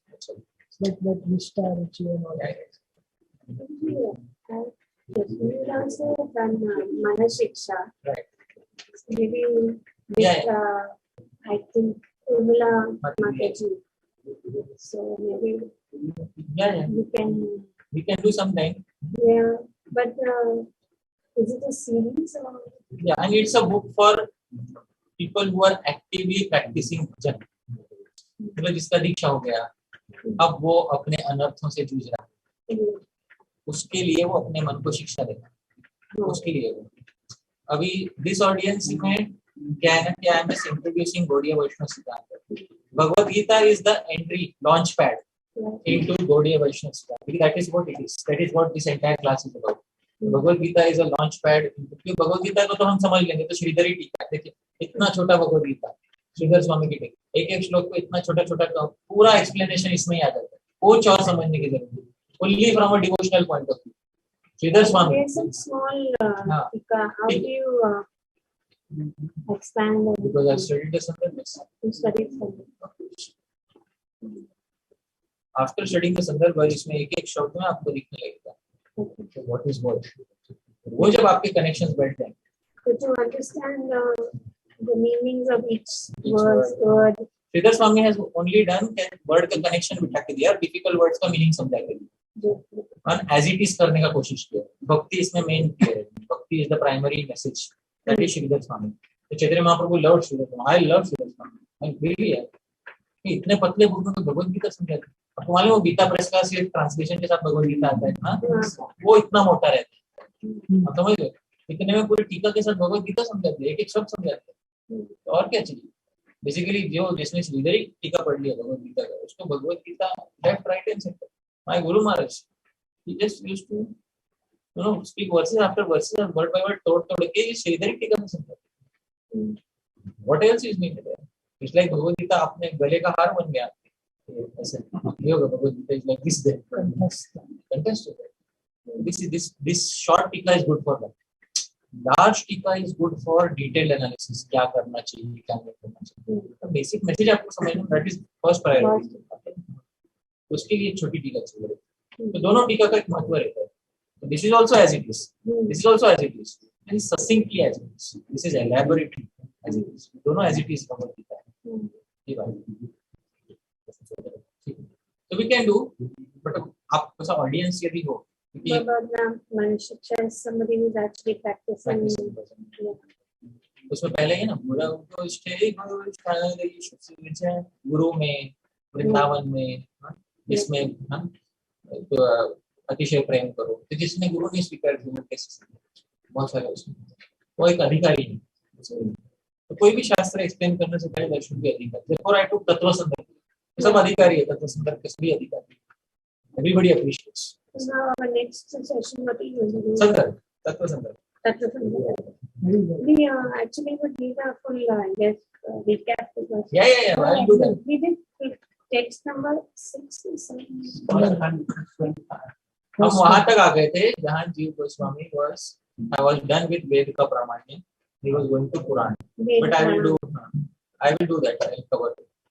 But I hope everybody was So satisfied. you have those notes, you'll be giving us a note. Yeah, We've already. Yeah, he used to provide the notes. You know, but what we've already done with it. Yeah. I have saved them, but If you have the last one, you can send. okay, I'll check it out. You have?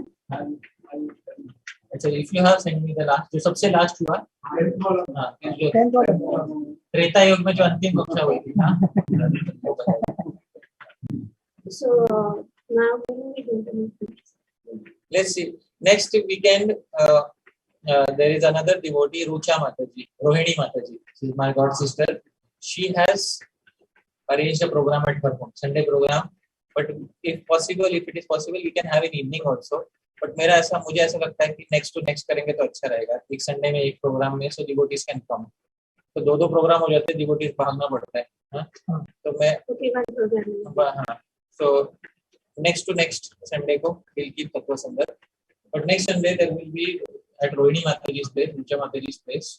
So Sunday program group में मैं भेजूंगा. Mataji, I'll forward you the message. Is there anybody whom you want to forward it to? Okay. Then you please forward it to them. Sure. Okay. So we'll pause here once again. We should be very thankful to Krishnamai Mataji for first and foremost opening the doors of our home. You see, the home has been turned into a temple. हम में से कितने लोग हैं जो इतना उदार हृदय रखते हैं कि अपने घर को